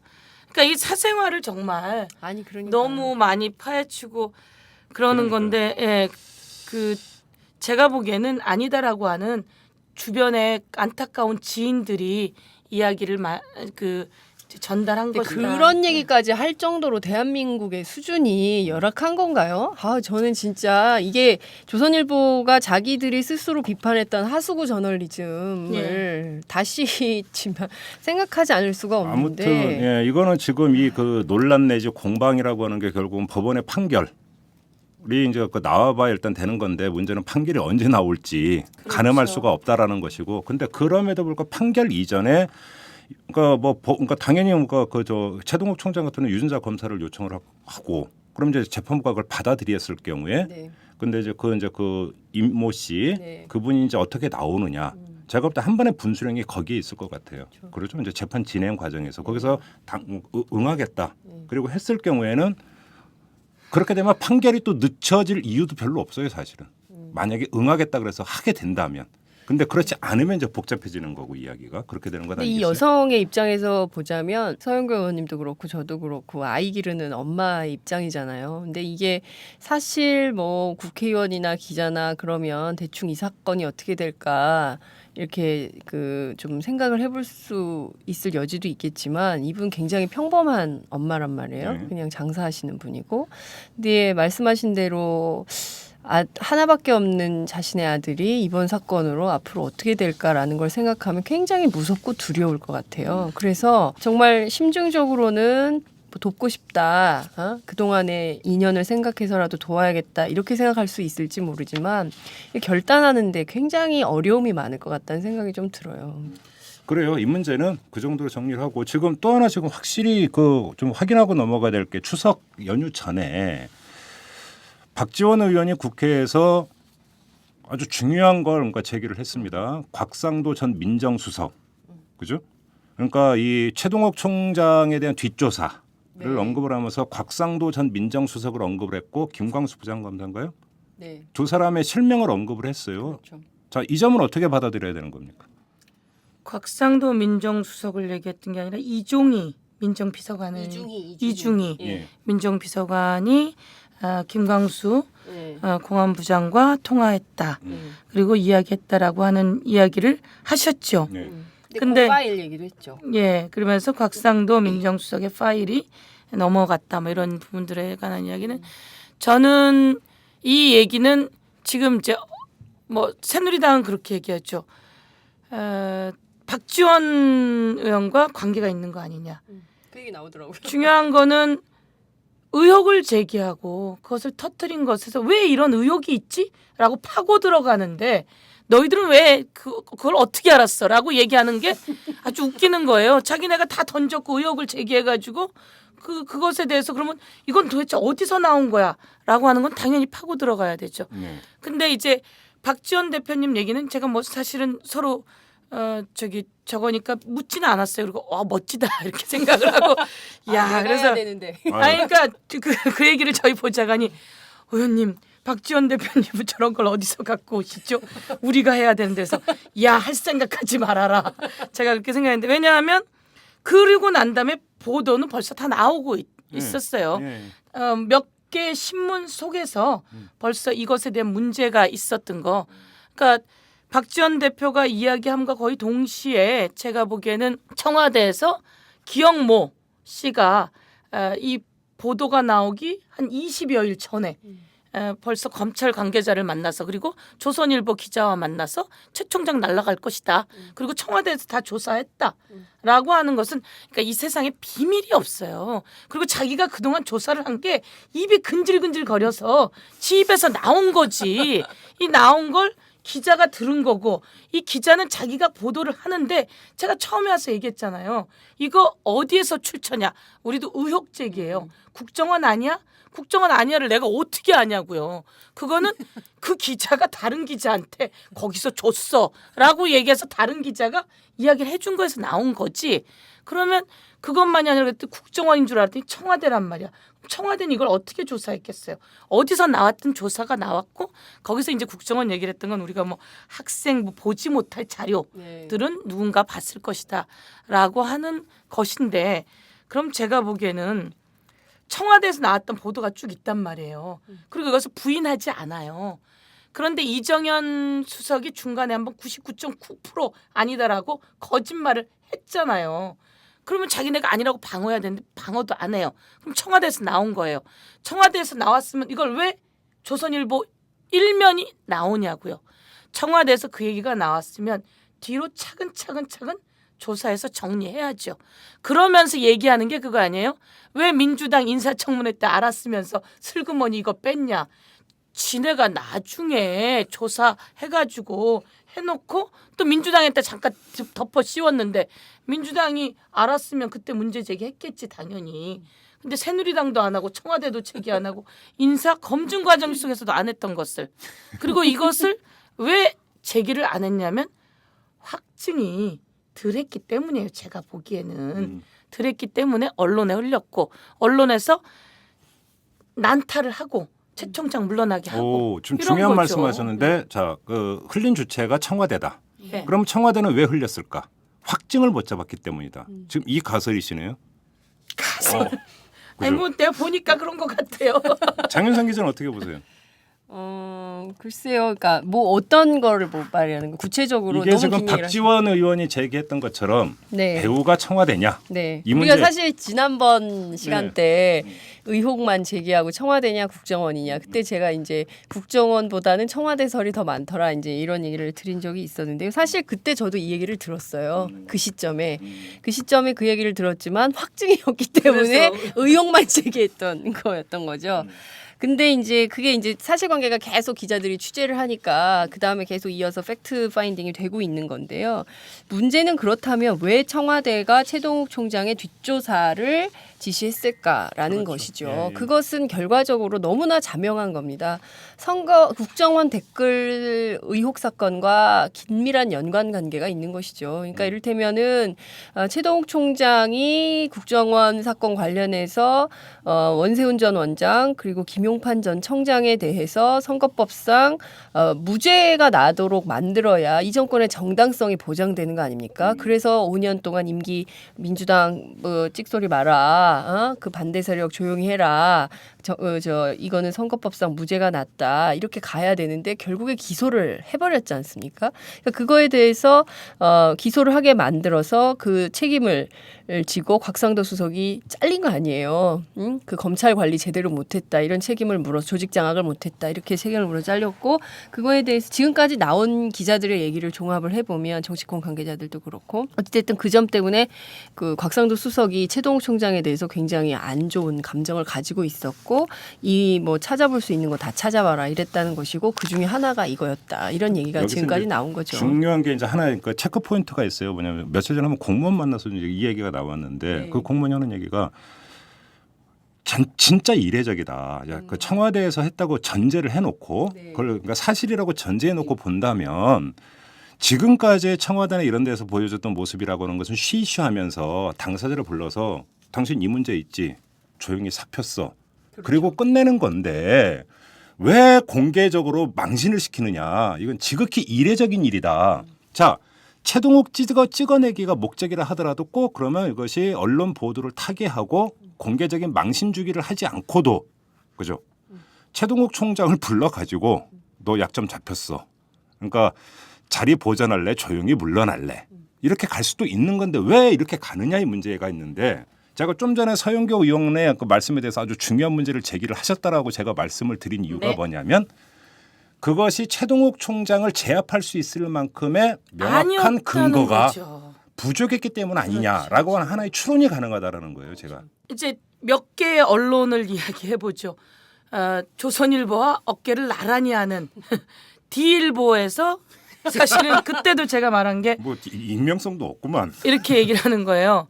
이게 일면에 그 시간에 그렇게 날려면 사장의 제가 없이는 안 돼요라는 게 이제 D일보 관계자의 얘기예요. 아 어깨를 나란히 하니까 그렇게 되나 보다라고 생각하고 그 D일보와 같은 언론사 그러니까에서 이제 종편에서 이야기를 하죠. 지난 4일 날 대통령직 인수위원회에서 활동했던 인사들이 강남의 음식점에서 모였다. 네. 이 얘기가 나오면서 거기서 이야기를 하던 중에 청와대가 최동욱 검찰총장 비위를 다 수집했다고 한다. 조만간 사퇴하게 될 것이다. 라는 얘기를 거기서 했다고 종편이 방송을 했습니다. 방송으로. 나오는 건 이제 벌써 그러면 이 얘기를 대통령 인수위 관계자들이 했고 그다음에 또 한 신문은 지난 8월 중순 이거보다 훨씬 전이에요. 이렇게 보도 나오기 전에 조선일보 모 간부를 만났더니 조선일보한테서 나왔다니까요. 말이 조선일보 모 간부를 만났더니 청와대 측 인사 기혁 씨가 최 총장의 여자 문제를 뒷조사했다. 9월 중에 최 총장이 날아갈 것이고 검사장급 인사가 있을 것이다. 라는 이야기를 조선일보 간부가 한 기자에게 했고 이것이 바로 뭐 진보적인 신문 기혁신문에 나온 이야기입니다. 그래서 이제 좀 더 찾아보시고 또 진보적인 신문, 기억신문. 예. H신문에도 지난 주말께 H신문. 검찰청 같은 쪽에 계열인가요? 민정수석실 공직기강팀이 전화를 한 거예요. 관계자가 지난 주말쯤에 전화를 해서 최 총장 혈액형이 A형이고 그 임모 여인이 B형이다. 그리고 아이는 A병이다. 그러니까 이것을 가지고 최 총장을 협박해라. 이런 식으로 이제 전화를 했다는 보도가 나왔잖아요. 우리는 이제 더 이상 추측으로 얘기할 필요가 없다는 거예요. 나왔는데 여기에 대해서 청와대는 한마디 말이 없고 계속 최동욱 총장 유전자 검사해. 이런 식으로 나온단 말이에요. 이 내용이 흘러나가고 제가 처음에 얘기했던 거 국정원 얘기가 조선일보 기자한테서 나온 얘기예요. 자기네의 이 의기양양을 어디다 자랑도 해야 되겠고 해서 나올 수밖에 없는 거예요. 이 부분도 조선일보 간부가 나올 수밖에 없는 거고 이제 더 나오게 됩니다. 그리고 먼저 문제가 생긴 다음에 더 나오게 된 거고 근데 이거를 왜 얘기 못했냐. 최동욱 총장한테 얘기했겠죠. 너 이런 문제 있어. 최동욱 총장이 펄펄 떴겠죠. 이 뭐 말도 안 되는 소리 무슨 얘기야. 이러니까 이걸로는 안 먹히네. 안 먹히잖아. 그리고 감찰하라고 지시를 하니까 감찰하는 게 아니라 오히려 청와대하고 이 라인이 도대체 얘네들이 무슨 음모를 짜는 거야. 이것을 오히려 안에서 찾고 단단하단 말이에요. 단단하니까 이 방법은 이거밖에 없다. 공개망신 주고 공개적으로 너 세워라 내워라 증명해봐. 그리고 그 임모 여인 쪽도 무슨 사연이 있는지 대강 알았을 수 있습니다. 그래서 임모 여인이 더 이상 최동욱을 보호하지 못할 것이다라고 하는 사실도 있었을 거라고 저는 생각해요. 그래서 나온 것은 터트린 거죠. 아니면 최동욱 청장이 어머 어떻게 알았어? 자기였으면 그리고 할 일이 많은데 스스로 물러나야죠. 물러났겠죠. 그것을 검찰에 부담 안 주고 그래서 아니야라고 했더니 이런 식으로 다가온 거기 때문에 저는 최동욱 청장이 그게 사실은 진실하다는 이게 팩트 확신을 중요한- 갖고 있는 중요한 겁니다. 체크 포인트예요, 사실은 맞아요. 그 부분이. 제가 보기에는 이게 지금 정말 드라마와 다름없네요. 드라마보다 더 무서운 현실인 자, 거죠. 그리고 좀 마지막으로 우리 그 법사위원이시니까 이 점을 네. 아주 여쭤봐야 되는데, 자, 그래서 평검사들이 들고 일어날 조짐을 보였어요. 일부 어떤 그 뭐 지검에서는 평검사 모임도 있었고, 그랬는데 청와대에서 사표 수리 유보한다, 진상 조사가 먼저다라는 입장이 나오면서 평검사들의 움직임이 갑자기 확 잦아들었습니다. 자, 그러면 이 평검사들의 이런 움직임, 그 다음에 지금 무슨 소식이 안 들리고 있어요. 자, 이런 움직임은 어떻게 봐야 되는 겁니까, 의원님? 어떻게 보세요? 그러니까 자, 사표 수리를 보류를 했으니까 우리 총장님이 다시 돌아올지도 모르겠다. 검찰총장 자리에. 그러니까 일단 사퇴 추이를 지켜보면서 그 뒤에 평검사들의 그러니까 의견을 모으고 해도 되지 않을까. 이건 좀 너무 순진한 어떤 접근법 아닙니까, 사실? 순진하죠. 그러니까 그래서 순진한 건지 예. 아니면 청와대에서 제압이 된 권력의 겁니까? 어떻게 그런 건지 여러 네. 가지를 다 생각할 수가 있는 거죠. 네. 우선은 감찰은 아니라는 거예요. 그렇죠. 이제 법무부 장관이 감찰을 지시했잖아요. 감찰을 지시하면 통화 내역, 계좌 내역 모든 걸 다 해나갈 수 있습니다. 하루 종일 그 앞에 앉아갖고 조사를 받고 있어야 된다는 거예요. 예, 그러면 그걸 하면서는 지휘를 할 수 없기 때문에 던지고 나올 수밖에 없고, 너 감찰하니까 나가 이 소린 거죠. 네. 나가 이 소린 거고, 그다음에 두 번째는 그랬더니 갑자기 평검사들이 움직임이 막 이상했던 거 아니에요. 그리고 감찰 자체가 말이 안 되는 식의 절차였던 거고, 그러다 보니까 박근혜 대통령이 사표 수리하지 않겠다 이렇게 얘기를 한 거예요.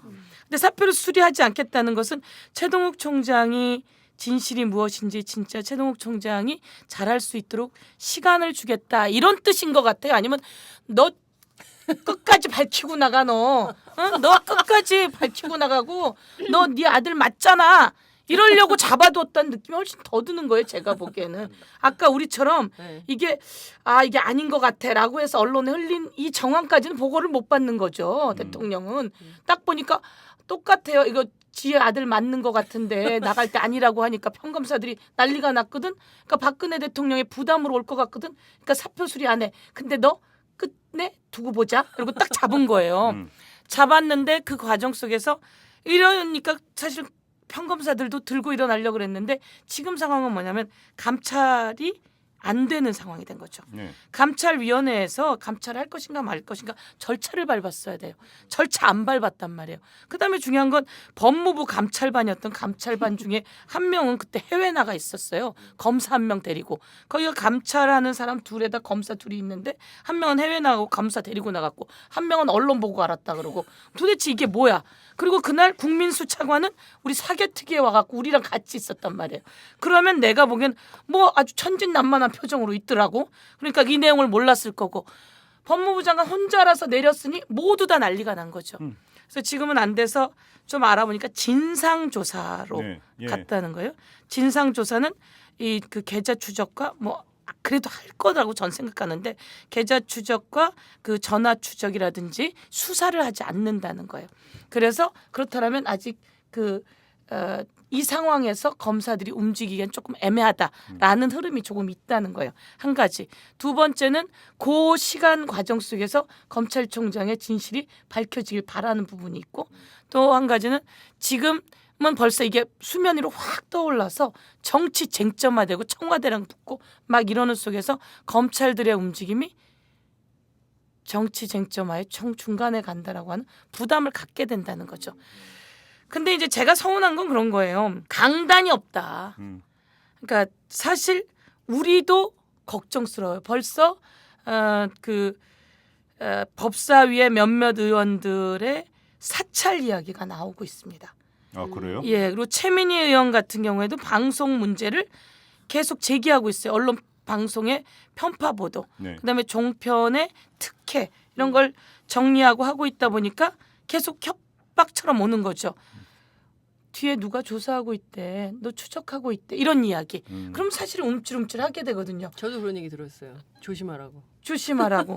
그러면 저도 마찬가지일 것이고, 그럼 다에게 그런 것이 있고 검사들도 마찬가지예요. 저희가 통화를 한다면 이 통화했다는 거 우리는 당연히 알아보려고 통화를 할 수가 있어요. 통화했다는 거 한 가지로도 벌써 박지원 대표가 의혹이 있어서 문제 제기해서 찾아서 했더니 무슨 관계 있는 거 아니야? 이런 식으로 정치 쟁점화한단 말이에요. 이것이 나쁜 방식이죠. 이럴 때 검찰들이 권력에 대한 부담을 가지고 있고 그래서 한 가지는 최 총장을 이것이 최 총장에게 부담되지 않을까.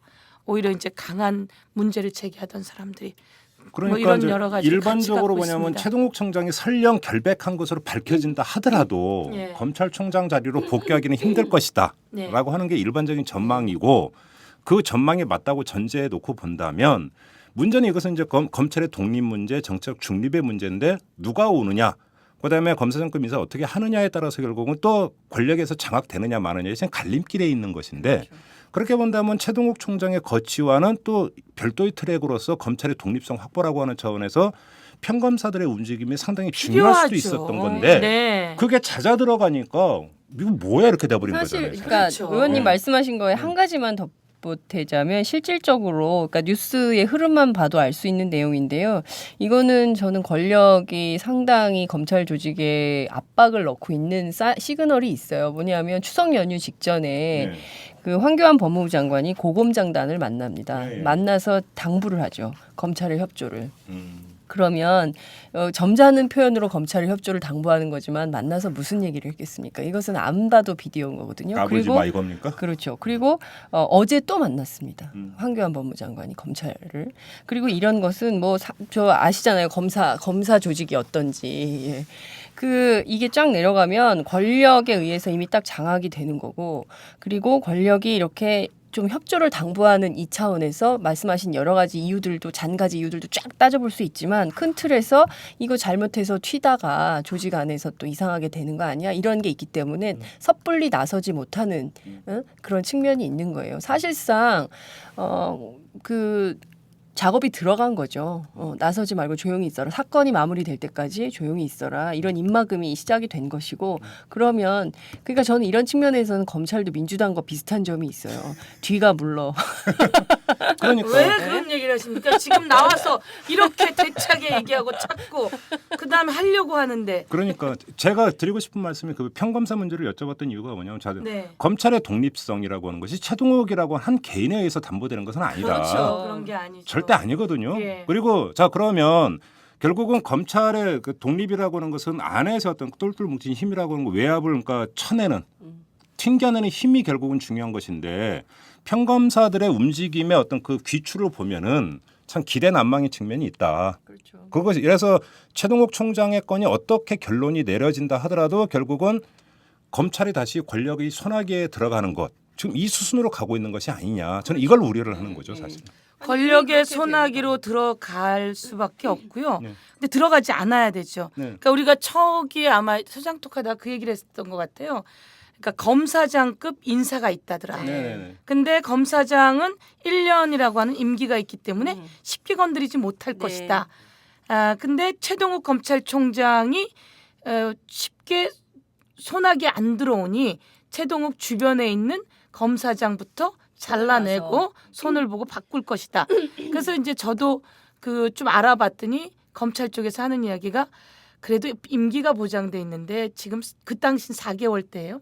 4개월 검사장 인사를 하고 나서 4개월밖에 안 됐는데 벌써 손을 보려고 들어오면 저희 검사들이 가만히 있겠습니까? 라고 해서 그렇겠구나라고 생각했는데 오늘 이 보도에서 딱 이야기가 나오잖아요. 검사장들 인사가 있을 것이다. 라고 하는 얘기를 청와대에서 하는 거 아니에요? 그러니까 과거에는 비밀리에 가고 이랬는데 속성이 김기춘 비서실장 그리고 박근혜 대통령 그리고 그 주변에 있는 할배들 모두 다가 속성이 숨기질 못해요. 이제 나오는 거예요. 입으로 나오고 몸으로 나오고 가서 건드리고 어딜 와 이렇게 되는 거죠. 그래서 제가 보기엔 그래서 이게 쭉 나오게 되는 거고 그런 과정 속에서 지금은 잠시 주춤하고 있지만 검찰들도 부글부글 끓어요. 법무부 장관이 검찰총장을 막아줘야지 버팀목이 돼줘야지. 너 지금 문제가 있는데 빨리 해결해라. 문제가 있다고 하니 그래서 빨리 진실을 밝혀 가지고 와라. 그럼 내가 그 상황까지는 막아줄게. 이래야 되는데 법무부 장관이 그걸 못하는 거죠. 이제 이런 얘기예요. 최동욱 총장은 특수부예요. 표현으로는 칼잡이라고 표현을 해요. 그러니까 흔들리지 않는다는 거예요. 이것저것에 정치적으로 그래서 필요하다라고 하는 것은 간다는 거죠. 거기에 비슷한 사람이 김윤상이라는 거예요. 이 어디에 김윤상이 실제로는 노무현 대통령과 평검사와의 대화에서 그 저거 한 거 아니에요? 네. 제일 많이 대들었다는 그렇죠. 사람. 네. 그리고 박은재 검사도 마찬가지예요. 근데 이 사람들은 칼잡이 틀린 것은 도려내는 사람들. 근데 그러면 법무부 장관은 어떤 사람이냐? 공안이라는 거예요. 공안팀이죠. 공안인데 눈치를 보는 힘이 없는 자기의 소신 그러니까 이것을 갖고 있지 못한 별명이 로봇이라면서요. 시키는 그래서 대로. 여기서 검사들이 네. 생각하는 것은 이제 불안함이 있는 거죠. 불안함이 있는데 부글부글 끓고 있고 기다리고 있어서 저는 검찰들이 독립하기 위해서 금방 말씀하시듯이 자기 힘을 가져야 된다 이런 생각이 드는데 아마 청와대는 그리고 국정원도 마찬가지고 더 세게 들어올 것이고 더 많이 흔들어댈 것이다. 네. 이렇게 저는 생각합니다. 알겠습니다. 자, 이제 좀 마무리를 해야 될 것 같은데 민주당 이제 그 국정감사 준비하고 계시죠, 의원님도? 네네. 자, 그러면 당연히 국정감사에서 이 법사위 같은 경우는 이게 최대의 쟁점이 되지 않겠습니까? 그죠? 감사. 검찰 독립, 네. 그다음에 감찰, 네. 뭐 여러 가지가 최대의 쟁점이 될 수 있겠죠. 그렇죠. 어떻게 네. 좀 그 제대로 파헤칠 준비는 하고 계십니까? 그럼요. 그러니까 저희는 어. 저보다는 제가 무슨 생각이 들었냐면 참 보좌진들이 좋은 친구들이다 이런 생각이 드는데 국회의원 모두 다의 보좌진들이 그러니까요. 놀고 먹는다는 생각들을 많이 갖고 있겠지만 아니요. 저희들이 사실 장외에 뛰는 동안도 저희 보좌관들이 보좌진들은 굉장히 많이 그렇죠. 하죠. 보지요. 네. 그래서 저는 보좌관들은 4년 계약직이에요. 그렇죠. 4년 계약직인지 모르지 참. 국회의원은 4년 계약직이고요. 네. 보좌관은 국회의원에 의해서 목숨이 네. 왔다 갔다 하는 뭐 이런데 저는 보면서 참 훌륭하다라는 생각이 드는 게 저희가 안에 있을 여유가 별로 없어요. 지역구도 다녀야 되고 천막도 가야 되고 뭐 온갖 행사도 다녀야 되고 민심을 들으러 다녀야 되고 오늘처럼 이런 데도 와야 되고 그런데 항상 불이 밤늦게까지 켜져 있고요. 그리고 자료를 사실은 지금 저희는 한참 됐어요. 저하고 저 김종배 평론가 책상 위에는 빈 네. A4 용지가 있고 서영교 원장 보좌관이 이렇게 꼼꼼히 정리해준 이 자료 파일들 부럽습니다. 아주 참 잘 정리해요. 네, 근데 완전히 그렇게 해서 일찌감치 인터넷 사실은 참고 자료. 자료를 많이 요구했었습니다. 요구했는데 예. 자료가 잘 안 와요. 예, 그렇죠. 안 오는 예, 예. 한계가 있고 추석 연휴에 그 네이버 다음 탑을 장식한 서영교 보도도 사실 저희가 자료를 가지고 있다가 꼼꼼히 또 예, 근데 자기 자랑을. 뭐였냐면 제가 좀 안타까웠던 게 그 아동 성폭행범이 그러니까 우리나라의 평균 형량이 3.84년이더라고요. 그래서 그거를 통계 자료로 냈는데 뭐 언론에 막 쫙 도배를 했죠. 그래서 이제 제가 그걸 가지고 변호사인 친구랑 내 보도 봤어? 이렇게 얘기했더니 친구가 봤다고 참 잘했다고. 근데 이런 얘기를 하는 거예요. 이거 하나만 해줘. 그래서 뭔데? 그랬더니 미군이 아동 성폭행을 했다. 그럼 미국에 가서 재판을 받으려고 할까? 아니면 우리나라에서 받으려고 할까? 어떨 것 같으세요? 제가 볼 때 우리나라에서 받으려고 할 거예요. 어이. 맞아요. 왜냐하면 그 네. 형량의 차이가 네, 어마어마할 거예요, 아마. 어마어마하거든요. 그렇지 않습니까? 맞아요. 그럴 땐 좀 모른 척 해줘야지. 제가 좀 한 단계 더. 그래서 그 얘기를 하더라고요. 여성 네. 변호사로서 자기가 이제 예. 아동 그 변호를 많이 하다 보니까 미국에 가면 99년 죽고 나서도 살아요. 그런데 원래 미군들은 미국에 가려고 할 거 아니에요. 근데 소파 협정의 불공정성도 있어요. 그렇지만 이쪽에서 받으면 훨씬 약하다는 거죠.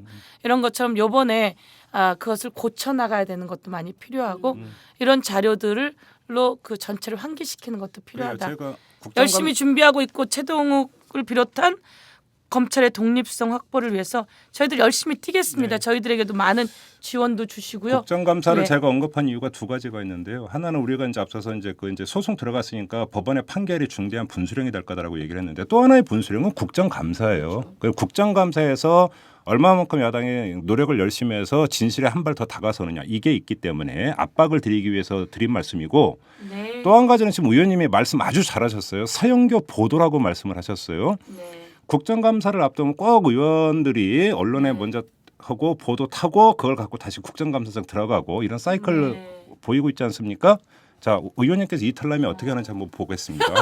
그 얘기인가요? 네, 아, 다음 주에 단독. 그렇지. 서영교 단독. 그렇지. 아, 88 이게 뛰는 중요한 8호급. 그렇지.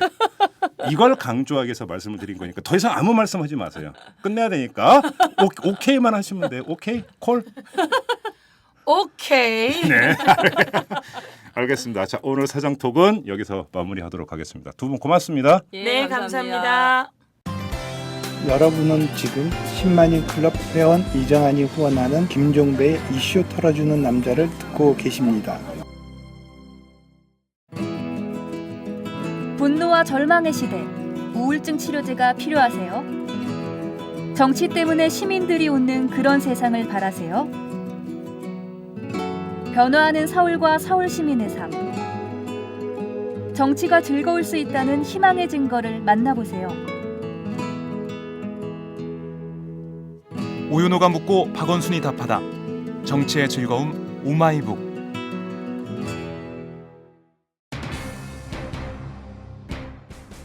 네, 앞서서 이 복지 공약 대폭 후퇴 그리고 그와 관련된 재정 문제를 짚어봤는데요.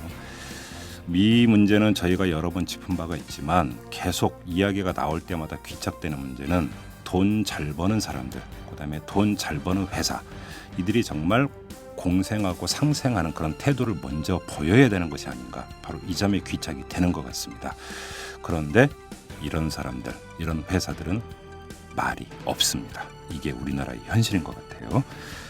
자, 10만인 클럽 회원 여러분들의 후원과 정성으로 만들어지는 이탈남, 오늘 방송 여기서 마무리하도록 하겠습니다. 여러분 고맙습니다.